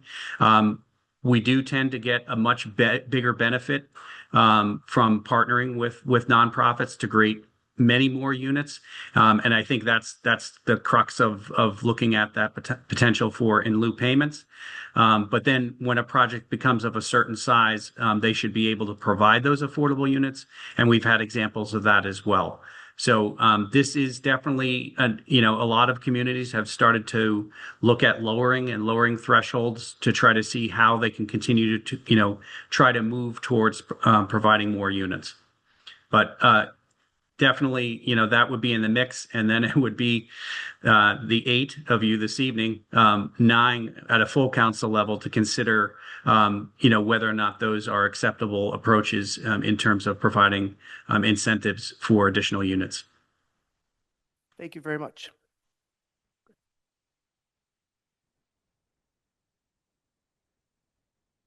Councilor Benson. What did you say no further? I was preparing what I was going to say. Stop! Don't get snappy at me. But so Director Kanamatori, just a question on I mean, this was fantastic. I'd like us to go even further, but so actually that is my question. And I'm not going to propose, but down the pike, we're looking at basic requirements under 5.11.4, section 2, in any development application for the addition of 1 or more residential units that results in the development with 10 or more units, the applicant shall provide affordable units to be located on site. Could we ever lower the threshold to say 8? Is that possible? It is certainly but not possible. before us this evening. No, I'm just asking. I know, understanding, because I'm not going to propose Questions it. on the ordinance. I'm not going to propose. I'm not going to propose an amendment, but I'm just curious on that. And then that is it for me. But I just wanted to know if that's possible. Yeah, I would just point out that, again, I don't think there's probably any community that has approached this in exactly the same way. There's a lot of different ways that in lieu payments are calculated. Some communities have lower percentages of requirements of affordable units. Some communities only have 10 or 12%. And others have no in lieu fee structure and require them at whatever level they've identified as a threshold. So there's certainly a lot of variability and a lot that can be considered. Okay, thank you. Councilor Grow. Thank you. Greg, can you do me a favor and talk a little bit about the threshold at the 5 and 4, the 10 and 20%, and also a little bit about, just for the council's edification, the financial feasibility study that was done during the 3A discussion and how that helped shape the numbers here a bit? Yeah, I mean, I think you've probably heard testimony at meetings with smaller projects about concerns about the flat fee as it is right now in the ordinance for projects between 6 and 9 units. There actually was also discussion at the Affordable Housing Trust a couple of years back about considering a tiered structure that would, again, try to avoid someone from making a decision of, not providing any affordable units and being sub-threshold. A couple of different things moving at the same time. One, looking at the threshold of applicability now down to 4 units and looking at that tiering. When considering the tiering, there was no movement on the approach that we had adopted a couple years back that is tied to the actual local real estate market by defining that median sale price over the past 3 years. And the reason for the past 3 years is it takes out of, if there was a significant increase in any one of those years or decrease, kind of keeps it fairly level. One of the other things that we had to do for compliance with 3A is we had to demonstrate through a economic feasibility analysis that we could apply our ordinance as it stands. As you'll recall, in the multifamily overlay district, there is reference that we will apply our inclusionary ordinance as is. So there had to be an analysis to demonstrate that providing those units in 6 to 9, that 1 unit was acceptable and wouldn't, from a pro forma perspective, kind of, so to speak, break the project or the financing of the project. We also had our consultants also look at the possibility of putting in lieu payments for smaller projects. So in that discussion with the subcommittee, we kind of worked at it at both ends. One, to consider instituting a tiered structure, and then also the tolerance for the level of contribution at the lower end. So it works in nice round numbers. It is kind of perfectly aligned with the number of units, except for that smaller project, which again is a very, very low threshold, and I think is probably one of the lowest in the Commonwealth. And I think it's a fair assessment of what that value should be.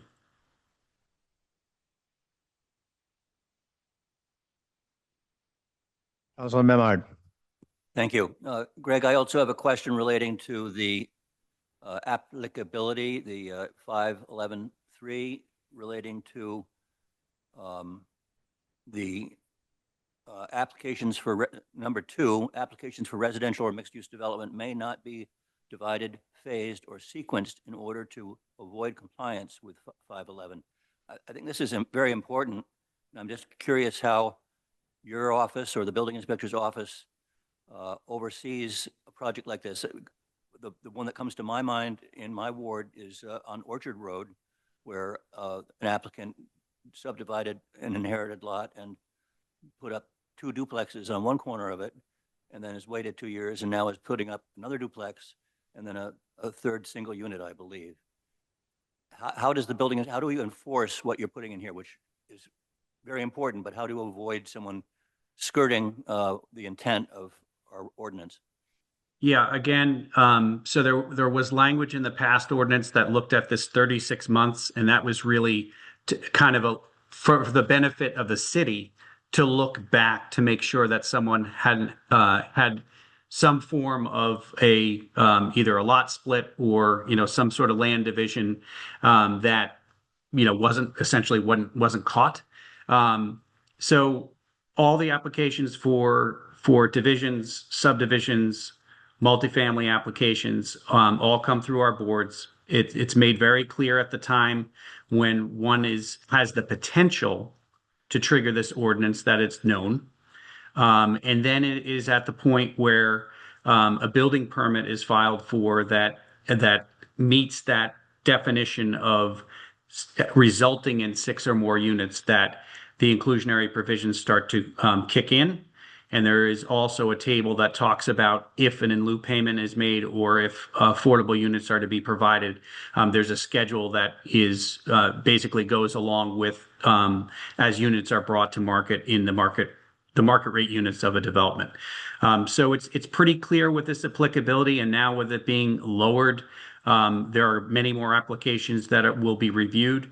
But there are certainly if someone decides to pursue a project that does not meet threshold, they can do so. If there's the potential for a 4-unit project, basically 2 lots with 2 duplexes, and somebody chooses to build a single family on it, then they would not have to comply with the ordinance. It's that building permit application that triggers the ordinance that causes the building inspector, prior to issuing a permit, to let that applicant know that they have to comply with this ordinance in consultation with my office as well as the assessor's office. There's still a specified time frame for a look back and evaluating the project? There is not. At this point, if somebody comes forward with an application that triggers it, there is no ability to wait it out, so to speak. It is going forward from this point that if somebody has a project that has results in 4 or more units, they will have to comply. Thank you. Councilor Worthley. Thank you. One other question. If someone were to have a project where they have a 3-family proposal and they're doing an auxiliary or accessory dwelling unit, would that trigger 4 units and needing it to be affordable, or would that not trigger that? We have not included accessory dwelling units in this. You're not considered it as an exemption, or you're not considered it as? It's not explicit in the ordinance, but the dwelling units that we're talking about are in the form of 2-family and up. That's an accessory use, and we're talking about, if you look back at the applicability that talks about A&R development, subdivision, multifamily applications, we have not identified accessory dwelling units as one of those. I think it's very important that we have a different intention with the accessory dwelling units, that they can function in different ways to assist property owners as well as create rental property. So I don't think we would necessarily at this time suggest to include those in the count. I was thinking the opposite. Do we need to exempt that then? Or are you saying that the language does not include it? It's already, I'm looking at section 511.3 applicability. You do have 3 exemptions. Assisted living facility, transitional housing, residence, and rehabilitation of a building or structure. Should we be adding accessory dwelling unit as an exemption, or is it highlighted clearly enough? And maybe I guess I missed it. I don't see that it's, I guess I do see it as not listed, but any application for residential or mixed-use development, I would think that that would include an accessory dwelling unit, an application for residential development. I think it's a good point. It could be added as an exemption and shall not include accessory dwelling units. That would make it perfectly clear. Can I follow up on your question real quick? You asking me? Yeah, Greg. Sure. Go ahead. Greg, we don't allow ADUs for 3-family constructions, do we? Is that what is? Aren't ADUs already limited in where they can go in terms of the properties that they are attached to? They are currently under the state's ADU ordinance. Any zoning district that allows a single family can have an ADU, and it does not matter what the principal use of the property is. So under our ordinance, so we have kind of little segue here. There are 2 paths to creating an ADU. We do have an ordinance that is specific to being accessory to a single family. The state last year made amendments to Chapter 48 to provide for accessory dwelling units in any residential district that allows a single family. They have different requirements, different setback requirements, but there is the possibility of a 2-family or a 3-family use also, if they can accommodate the setback requirements and other requirements, create an ADU on a property as well. Councilor Worthley. Thank you. I was thinking that the language in here that says under common ownership, including adjacent lots or across the street, if someone had a 3-family they were developing and then at some point added an ADU, that would trigger this without it being exempted. So I was thinking if the council were to entertain a motion to add a letter D as an exemption, accessory dwelling units, then I think it would accomplish what you've expressed, Greg, as the goal is not to make it harder for people who want to add an accessory dwelling unit. Right, if you would develop a three-family house and then you add an accessory dwelling unit to your own single-family house, you'd have to then have it be deed restricted affordable or pay $55,000. So. Yes. Right. So I guess, would it be appropriate at this point to make an amendment to add that in there, or would that be Have after the the motion discussion? read first.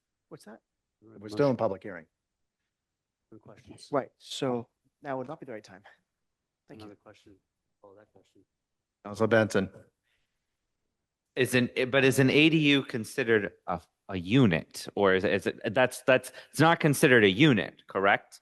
No. So Accessory dwelling unit. it's a dwelling unit, but it's not considered like a single unit. Like it's not considered like a one bedroom unit. It's an accessory. It's not considered, right? It's not. That's what I'm saying. Like this is applicable to units. This is applicable to like a one bedroom, two bed, et cetera. If I'm correct. It's applicable to applications, any application for residential development.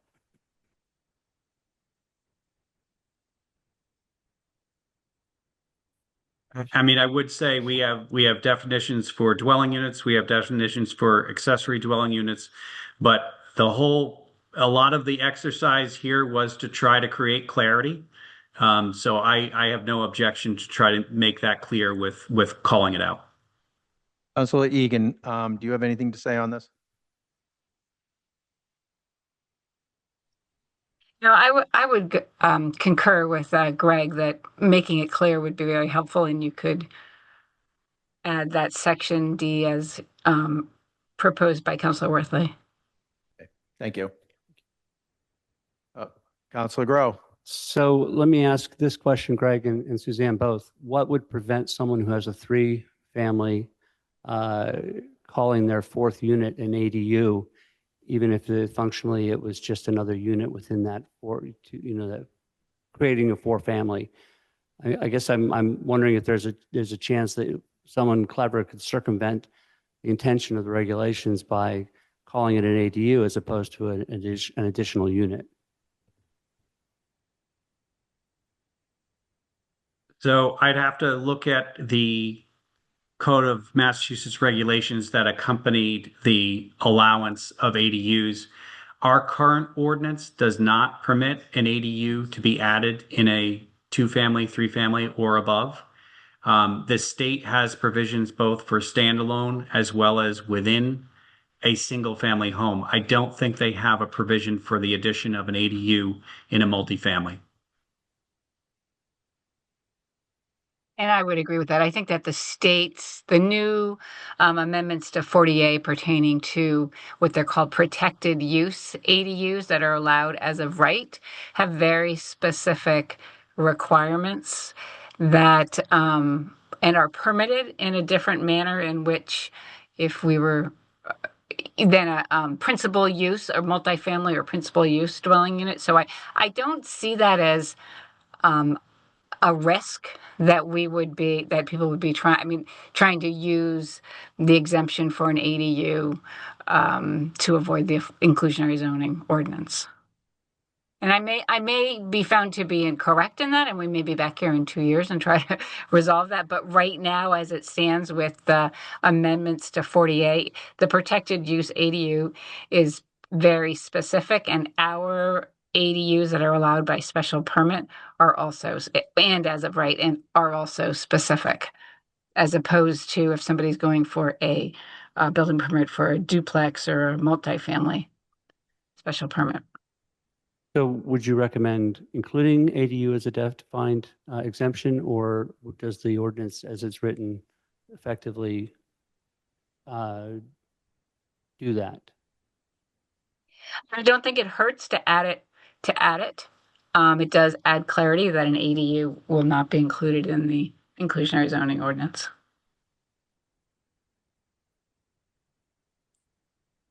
Councilor Benson. Thank you. And Solicitor Egan, would it be then how we're defining an ADU?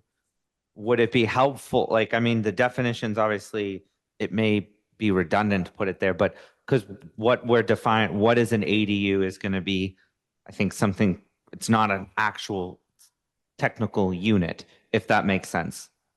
So I think what you're referring to is if you're looking at a principal dwelling unit. So if you have Yeah. a single family or a two family, three Correct. family, then you're looking at a principal dwelling unit. An accessory dwelling unit has specific size requirements. Protected use has specific dimensional requirements. Under R as of right, it also has specific dimensional requirements. There's also a provision in there on how large an ADU can be. And we do have a definition in the statute for what a protected ADU is. And under our zoning bylaw, we have specific criteria. And I'm not looking at the zoning ordinance right now, so I'm pretty sure, and Greg, you can correct me if I'm wrong, that we do have a specific definition for an accessory dwelling unit, but we do have criteria for it. Yeah, I guess that, we can go back and forth on this, but we do have definitions for dwelling units, multifamily dwelling units, single family dwelling units, two-family dwelling units, and we have a specific definition for accessory dwelling units as well. So, Okay. again, it may create clarity, but I think, the intention is pretty clear that we're not counting them or applying them in the consideration of unit count. Yep. I appreciate it. Thank you. Councilor Majota. No. Councilor Gilman. Oh, well, you had your hand up. I didn't. Councilor Gilman. Thank you, Counselor. Appreciate it. So I want to piggyback again on what Councilor Memard discussed with the Orchard Street development in terms of it having sequenced over 3 different times, a 2, and then a 1, adding up to 5. And I really like the fact that the recommendation of applicability in 5.11.3, applications for residential and mixed-use development may not be divided, phased, or sequenced in order to avoid compliance with Section 511. For all the reasons of not playing with the system. So I'm wondering if there's a way that we could put a number in there of how many years to be looking back from the beginning of a project as a possibility. Just throwing that out, and would love to hear what our planning director has thought about that, because I'm sure he's thought about it. Through the chair. Greg? I think the best way to ensure compliance with the ordinance is actually not to have a specified time frame. As applications come forward at this point, they either meet threshold or they don't. It basically means that if it's developed over time, it will be triggered when that sixth, or now at this point, that fourth unit is applied for in a building permit. So I think it's pretty clear, it's public record for someone to apply to the city. All these things need to be recorded. We make it clear when we see a project that meets threshold, whichever way it's coming forward to the city, whether it's through a subdivision process, an A&R process, a multifamily application. So I think there's not a need for a look back at this point. This ordinance looks forward at this point and has a threshold. And when those projects come forward, we will identify them. Okay, that's helpful. Thank you. I can just weigh in. Go ahead. Councilor Egan. I'll weigh in on that. Also is one of the things that certain developments do, they're phased in over time, and a special permit it is alive, right, for a number of years as the development is phased in over time. And once you put a time period in your inclusionary zoning, then even if a development would be phased over, let's say it's phased over a 20-year period, you're actually, by putting in that time limit, you're saying our inclusionary zoning ordinance will not apply to a development that's phased in over a long period of time. So I think that it is, I think we're better served to not have that time limit. Council Majota. Council Worley, do you remember the question that you asked? Because it was probably like 5 minutes ago when I wanted you to have clarification. Was it about the three family? Could you just sort of summarize that for me? Because I would have a follow-up question on that. You remember? So you want me to help remind you of your question? Is that what you're trying to do? Well, Sure. I just want to know his questions to see if I can Sure. jump on it. I just needed, I think it's Fast. well, I I'll just- tried, but I didn't want to interrupt the other five Thank you. councilors that were asking the question. Fair enough. What's your question? Well, I want to know his question before I go with mine. Yep, I can That's repeat why. my question. That's okay. Which question? The one question he asked me about the three-family and an auxiliary dwelling unit, accessory dwelling unit. So the question was, if someone were to develop a three-family unit and then under the same control, same lots or adjacent lots, add an ADU, accessory dwelling unit, would that then trigger the 4 minimum number of units threshold that one would have to be deed restricted affordable? And the answer was, that's not the goal, that was not the intention, but then as we discussed it, and with Greg Catamatore and Suzanne Egan suggesting it would be okay and helpful to include it as an exemption in this ordinance so that there isn't any, so there's clarity, actually. So I don't know if that helped remind you of your question. If you're a three-family. I didn't need help with my question. I I'm just wanted to hear that. So I don't have, I Okay. just really wanted to listen, hear that again. So So you don't have a question? it was more of a comment. Okay, No. thank you. When we get to quick comments, yes. Have we beaten ADUs to death yet? No, not one more. Yay. I'm still troubled by the fact that, and I think Councilor Worthley brought up by saying accessory dwelling unit, you are effectively, how does this not make this a dwelling unit when we're talking about counting the 4 units that are on a particular piece of property? We couldn't put it on adjacent properties. That wouldn't be an ADU, but how do we prevent essentially the declaration that a 4th unit on a project is not a unit when it's clearly a unit and therefore not eligible to be paying the in lieu payment? I'm struggling with this. That was to Suzanne or Greg, not to Suzanne, probably. So I think if you look at so what we're looking at here in terms of when the inclusionary zoning applies to a certain project, it's about the permits that are issued, right? So if you start with the type of the permits or it's either through a subdivision or an A&R or a special permit or some permit that's issued. When you go to seek a building permit, and if you're going to seek a building permit for an accessory dwelling unit, you're going to look at our zoning ordinance for the requirements of our zoning ordinance, whether or not that's permitted, or you will look at the state statute as to whether it's permitted under the protected ADU. And if it's allowed under as an accessory dwelling unit under our ordinance or under the state statute, then we would say that no, the inclusionary zoning ordinance doesn't apply. If you have in the accessory dwelling units, they're limited in their size, and they have to be, I think it's 900 square feet or a certain percentage, whichever is 50%, whichever is smaller, right? So I think that you just look at the requirements for an ADU and that's exempts it. So I don't think you're going to say, well, I have another, an ADU and it's actually equivalent to the other units on the site that are permitted in the same manner as other units on the site, and therefore I'm trying to use accessory dwelling unit to get out from under the inclusionary zoning ordinance. Did that answer your question? Except you could put together a project that had 4 units at 900 square feet apiece. So that the size of the ADU doesn't necessarily make a difference in terms of whether or not it's considered 1 of 4 or 3 plus the 1. I don't want to get into a situation where we're coming back a year from now, 2 years from now, amending it to Does take away require- ADUs. It does require the principal residence be occupied by the owner in the state law.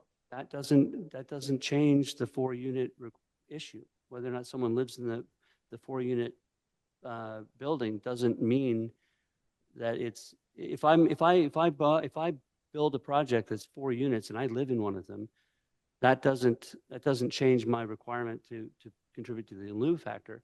If I have a 3-unit and I want to add a 4th unit, that also doesn't change. But you have two. Can I try to make some clarity here? I think maybe one of the ways we can think about this is standalone buildings with 4 units versus 3 with 1 being added as a standalone building. That's the only scenario that I can think that there's some confusion here, because you cannot add an ADU in a multifamily building. That's what I thought. Yeah. So you cannot add one inside of a multifamily building, either by reconfiguration or addition to the structure. The odd case, because of the way the state law is written, under the protected use ADUs that are allowed under 40A, not under our local ordinance, if a residential district allows a single family and there happens to be a 2-family or 3-family or a multifamily building on a site, if you can meet all the state's requirements, you can add a standalone accessory dwelling unit. So I think it's a very rare occurrence. I think it's a very rare occurrence that we would run into a situation where we would have to consider, are we counting this as a dwelling unit? It's going to be identified as an accessory dwelling unit. And it doesn't seem to, as Suzanne Egan has pointed out, when you read that initial applicability and definition of the project types, the ADU would not be one that would fall into it. Councilor Grace. Would it make sense to add in there that, if it's a standalone accessory dwelling unit, if it goes over 900 square feet, then it's no longer, then it would be considered a unit? Just a thought. Secondly, just from a conversation I had with the building inspector several weeks back, if you are doing it within your home and it's more than 50% of what your home is, it automatically would generate into being a regular, like you would have to, like in my particular home, you would have to make it a 2-family. So that kind of takes care of that portion of it if it's in the home, correct? Yeah, that's size requirement.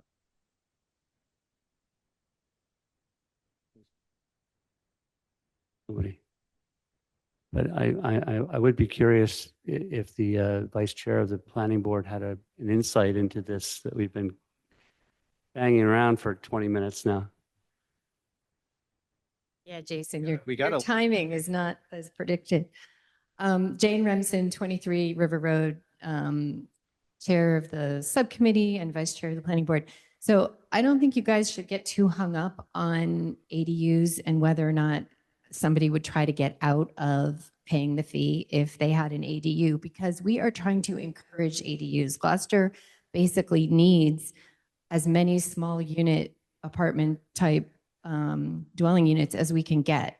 So we actually discussed this at the subcommittee level, and maybe it's not written as clearly as we might want to, but I don't think we want to charge a fee when someone is doing an ADU. So if someone is doing a 3-family or even a 4-family and they're coming in with an ADU under the state guidelines, it's got to be less than 900 square feet. That's okay. We want that to happen, and we don't necessarily want to be charging a fee. Does that make sense? Thank you. We do have a legal ruling, a recommendation, albeit not overwhelming, but it is a recommendation that it be included as an exemption. But that's not to be taken up now. I'm going to close the public hearing. Can we please get the committee report? You just want to hear the sound of my voice. Committee recommendation on a motion of Councilor Grove, seconded by Councilor Gilman. Planning and Development Committee voted 3 in favor, 0 opposed to recommend that the City Council amend Gloucester zoning ordinances section 5.11 inclusionary housing requirements as follows. Just please read the changes. I will just read the changes. Is that So, okay with everybody? no, it's definitely the way to go. There's no changes in 511.1 purpose. Going to 511.2 definitions, second paragraph Hold under. on, screen share. Oh, okay.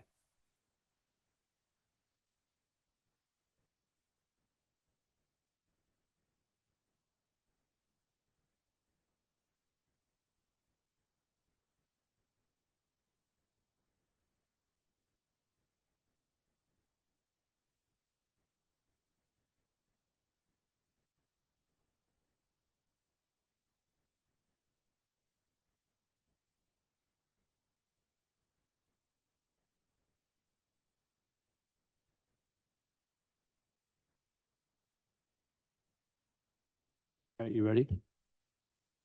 Let me, so I can follow along here.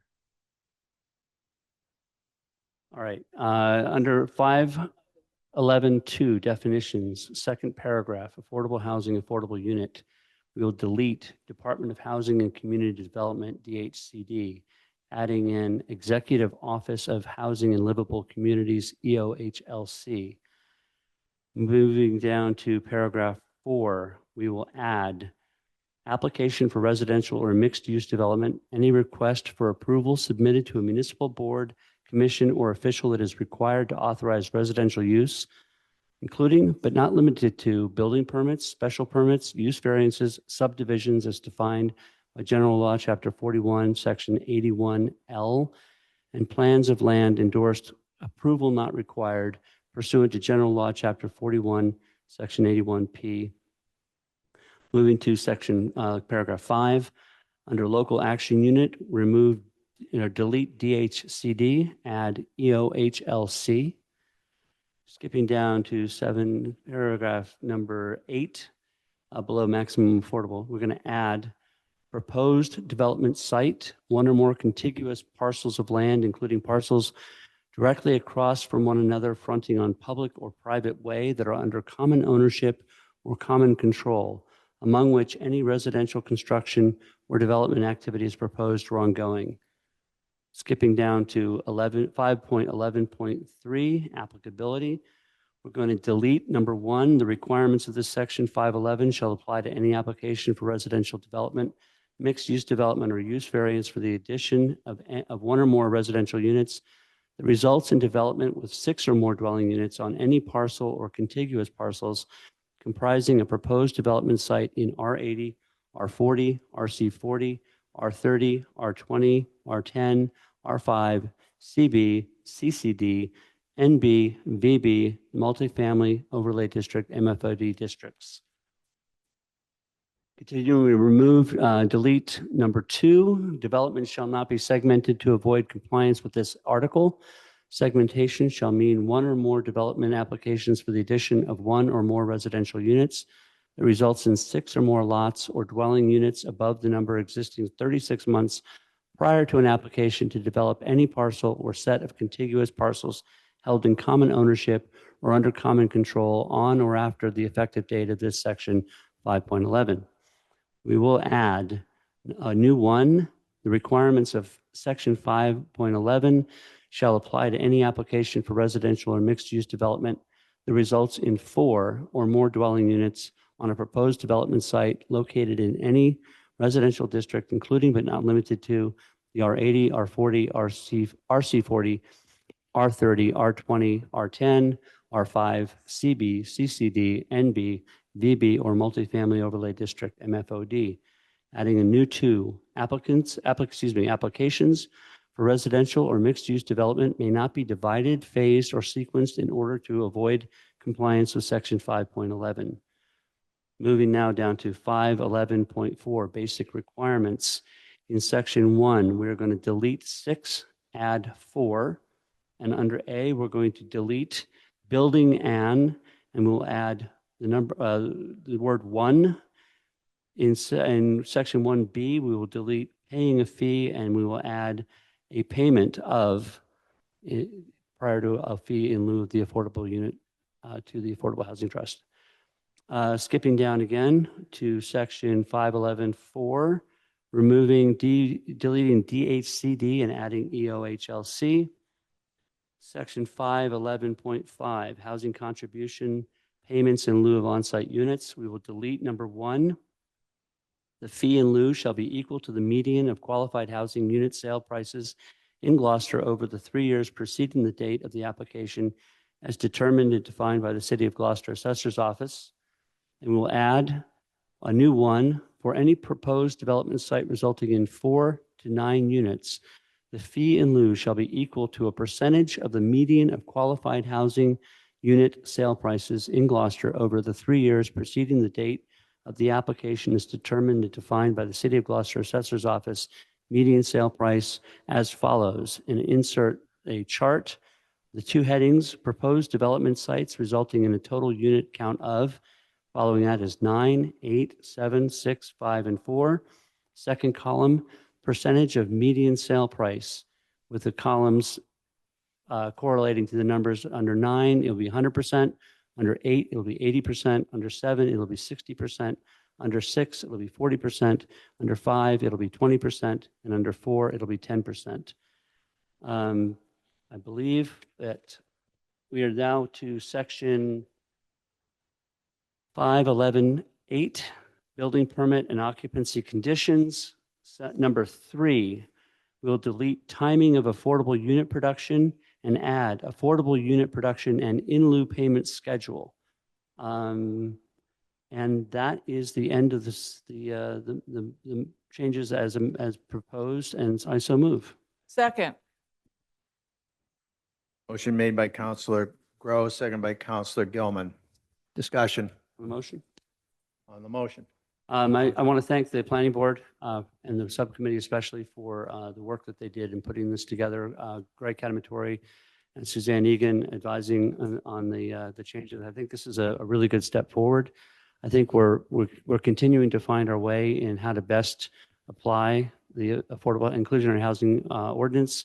There are some of us who thought maybe the percentages were a little bit too low, but I think at this point we've got a really good working document to see whether or not this becomes an effective means of promoting affordability and increasing the ability of the Affordable Housing Trust to engage bigger and better projects and more partners. So I am encouraging support of this, and I think that it's work well done. Thank you.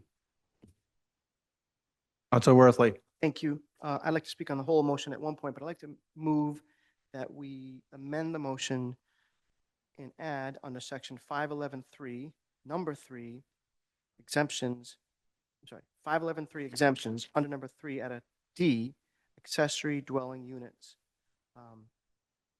And I so move. Second. Motion made to amend by Counselor Worthley, seconded by Counselor Memard. Discussion on the amendment. Good question. Should we indicate in this as defined by Gloucester Code of Zoning Ordinances, or by, is there some sort of law? Mass General Law? Because the Mass General Law trumps our local ordinance. We have 2 different ordinances. I got CMR 760, CMR 71 is what I got here. Suzanne, do you have a feeling on whether or not we should include a definition as defined by? I would say that you would not want to, because we have an accessory dwelling unit as defined by our Gloucester zoning ordinance and an accessory dwelling unit defined by the state statute. So I would just leave it as, leave it alone. That would be my recommendation. Thank you. Any other discussion? All those in favor on the amendment? Aye. Aye. Opposed? Ayes have it. 8-0, 1 absent. Back to the amendment. Discussion. Back to the main motion. Thank you. Back to the accessory motion as amended. Accessory main motion. Counselor Worthley. Yes, I'd like to thank the Planning Development Committee, the Planning Board, the Subcommittee of the Planning Board, the city staff that worked on this. It's a big step in the right, or maybe it's a small step in the right direction, but it's in the right direction. And I appreciate the council supporting the amendment to exempt the accessory dwelling units. And I hope that this is a workable one that leads to more affordable housing. Thank you. Thank you. Councilor Benson. Thank you. I will be supporting this. And this started out a discussion back in July, myself and the solicitor, and then bringing in Director Kanamatori as well. This is a step in the right direction. I think that there's more that we can do, and hopefully in the coming years we will revisit this, see how it's working, how it's not working. I think with the in lieu of payment, there's 10% for 4 units. We can look at what else that 55,000 could go to. Could it go to helping support first-time home buyers? Things that we should be looking at and supporting, and then also looking at other ways to support more affordable housing and really confronting the affordability crisis. But this is a step in the right direction, and I look forward to more. Thank you. Councilor Gilman. So I too am going to be supporting this.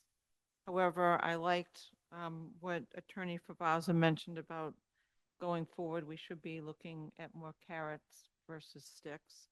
I also really like the model of AMVETS as something that we can also use as a model, small units that are definitely much more affordable just because of the size. And the partnerships with organizations like Harborlight and the YMCA. So let's keep those on the front burner. But power to this, and I really think it's a great step in the right direction. So I'll be supporting it. Thank you. Thank you. Councilor Grace. Thank you. Yeah, I just want to thank you all for your diligence on this and your really hard work on it. You know what? All we have really to combat this issue is tools. There's no easy way around this. There's no way to circumvent it. So we have tools and we chip away at it. So this is just yet another tool in our arsenal. Is it going to solve the problem? No. But does it help? Sure. Thank you. All right. Roll call vote. Counselor Gilman, Yes. Counselor Grace. Yes. Counselor Gross. Yes. Counselor Grow. Yes. Counselor Majota. Yes. Counselor Memhard. Aye. Counselor Worthley. Yes. Counselor Benson. Aye. The vote is 8 in favor, 0 opposed, 1 absent. The motion passes. Okay. Thank you very much. Thank you. Happy Thanksgiving. Next order of business, Madam Clerk. For council vote, CC 25, number 46, Worthley, Gloucester City Council to issue a commendation to the Department of Public Works. Councilor Worthley. Yes, thank you. I appreciate this being on the agenda.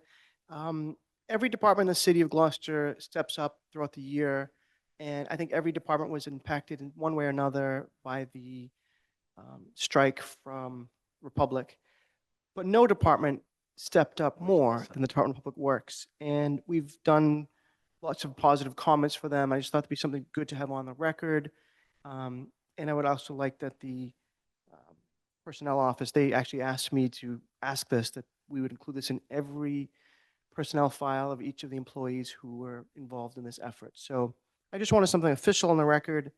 And I made a point not to do it during campaign season because I didn't want it to be perceived in the wrong way.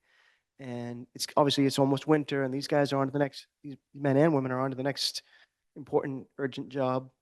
But I don't want to miss the moment to honor how hard they worked and stepped up to pull this together. So that's why I like the council to issue a commendation.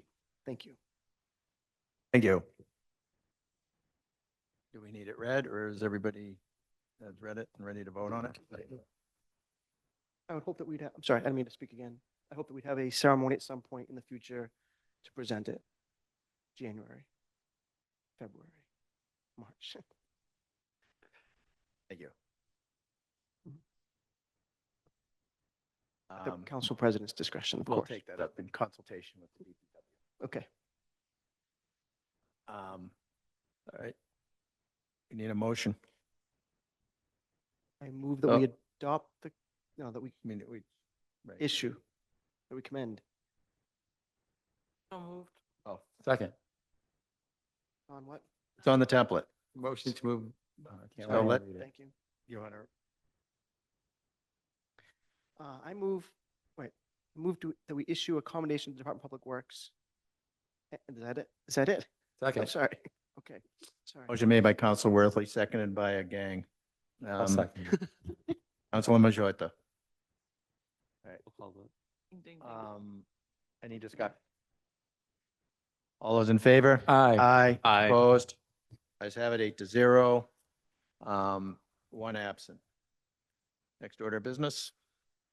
For council vote, city council to rescind the vote of October 28, 2025, and to reset the public hearing date regarding the memorandum from the building commissioner on behalf of the zoning board of appeals regarding a proposed amendment to the zoning ordinance section 6 definitions. What did we do wrong? Do you have some clarity on this? Here. Read it. I just don't understand it. Yes. Okay. I move to rescind the vote of October 28th, 2025, which set the public hearing to January 27th, 2026. Oh, he moved it. We need a second. Okay.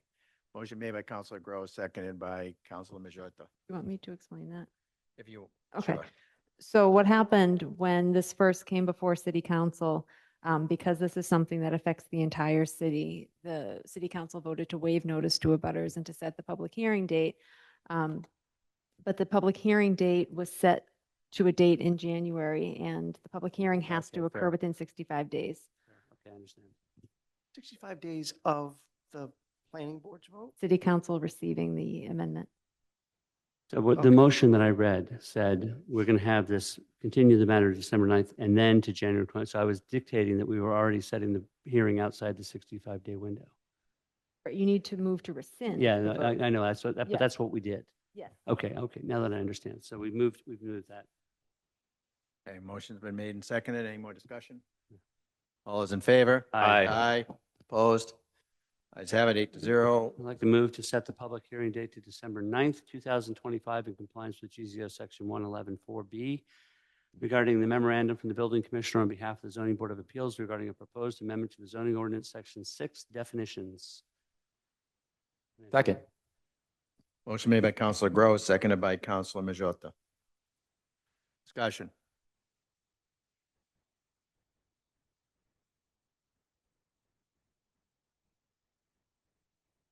Right, we're going to open it on December 9th, and then it's getting moved to January 27th.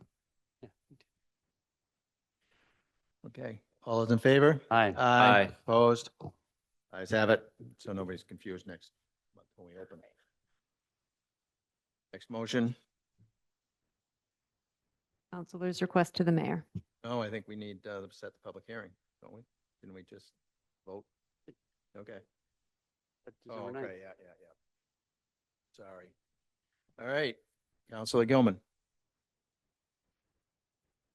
Yeah, I just wanted to, as the person that is the ex officio for the Council on Aging, I just wanted to remind the public that the Rose Baker Senior Center will be closed on Wednesday, November 26th. Due to delays in our planned construction schedule, will also be closed for the Thanksgiving holiday on Thursday, November 27th, Friday, November 28th. And we look forward to welcome our seniors back there when we return on Monday, December 1st. And that's all I have tonight. Thank you. Thank you, Councilor Grace. Just a couple of quick comments. I wanted to, in case anybody is not aware, Hammond Castle is free for residents on Tuesdays, and it is currently decorated for the holiday season, and it's absolutely beautiful. So I encourage people, if you're able to, on a Tuesday, all you need to do is you can make a reservation in advance, but basically all you need to do is prove residency with, driver's license, ID, something like that. It's really beautiful and it's worth going to. I'd also like to give a shout out to the Causeway Restaurant, who is currently having a special deal that's going on throughout the winter, where they have a preset meal menu for like really discounted prices. That, it's a 3-course meal, and I think this is a fabulous way for residents, and particularly people who might not ordinarily be able to afford to go out to dinner, to be able to go and have a nice meal. It's a great thing. And as we approach Thanksgiving in a couple of days, I just put it out there that maybe we can lay off the nastiness on social media for a few days and give thanks for what is good in this world. Thank you. Well said. Councilor Grow. First thing, I don't think I can imagine finishing a 3-course meal at the Causeway Restaurant, but I want to thank the DPW for the stellar job they did on Sayward Street and that intersection. It looks fantastic. I'm looking forward to the speeding complaints coming in shortly. Right, Scott?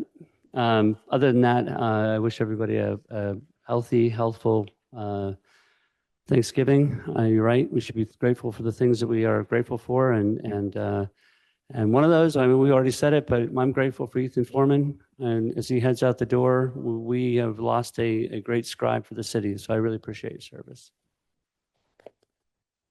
Thank you, Ethan. Councilor Majota. All my requests to the mayors are in. Thank you, Ethan, and best luck in your next adventure, and happy Thanksgiving to everyone. Councilor Memard. I would only like to join Councilor Grow in my appreciation to the mayor and the DPW for the fine work that they've done on Sayward Street and also East Main Street. The paving and now the lines have been done. I hope, and my constituents hope, that Travers Street is not far away, but I don't know if the paving season is over or not yet, maybe not yet. So fingers crossed for Travers Street. Thank you.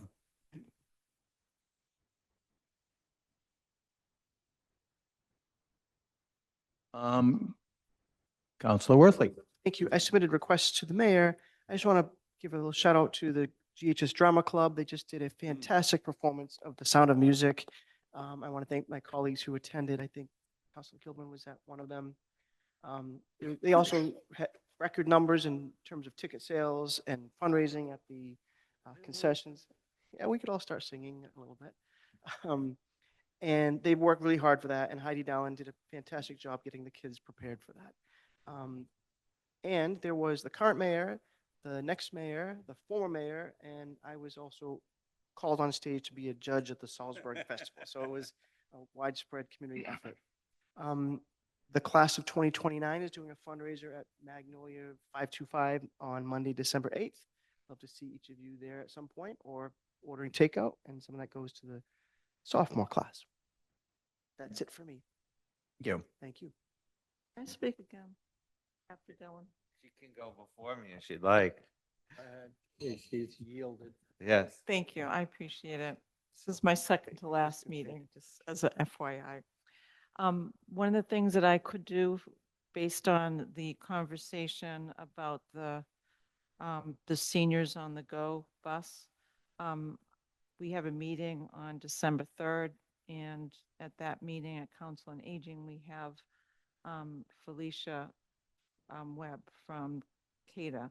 So I might be able to ask that we can put that on the agenda to have a discussion about it. And at that point, I would make sure that we could have the transcript of what was discussed tonight.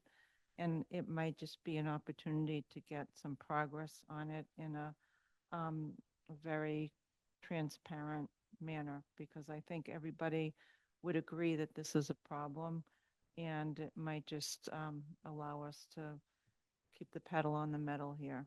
So I'm willing to do that. And I just wanted to mention that.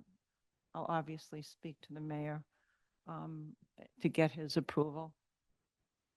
Yeah, and to get it on their radar and the incoming administration too. So when you talk to them, tell them that maybe that can be part of the transition discussion. Right. You're all done, right? Councilor Benson. I don't really have, I mean, actually, you stole my thunder here. I was going to speak to the seniors on the Go bus. I was very moved tonight by the seniors here tonight, and many that I represent. And I think it really goes back to the loss of a grocery store in downtown. And hopefully this continues to be on the radar of our economic development team, and also the outgoing administration and the incoming administration. And in the interim, this is something, and I hope that you put this on the agenda and that we continue to talk about this, because a lot of the seniors that I've heard from is this is devastating. They don't have an ability to get up to Market Basket. And if we can find a way to get this bus up and running more regularly, and specifically to take people to the grocery store, that would be fantastic. Also, I would like to commend the Open Door for their work over the weekend to help provide Thanksgiving meals to many folks that are going to be struggling to be able to afford Thanksgiving, and thinking of those families as well, especially this year as costs continue to climb. But anyway, happy Thanksgiving. Is everyone doing a wet or a dry brine this year? Anyway, turkey stuffing, sweet potatoes, cornbread. I don't know. Anyway, happy Thanksgiving. You know, make sure if you're doing a wet brine, you need to make sure you're soaking it in coriander. Jeb Bartlett on the West Wing will tell you how to do it. Watch that Thanksgiving episode. Good night. I don't know, you're old enough for West Wing. All right, I'll entertain a motion to adjourn. So moved. Second. Motion made by Counselor Groves, seconded by Counselor Worthley. All those in favor? Aye. Happy Thanksgiving. Opposed, 8-0, one absent.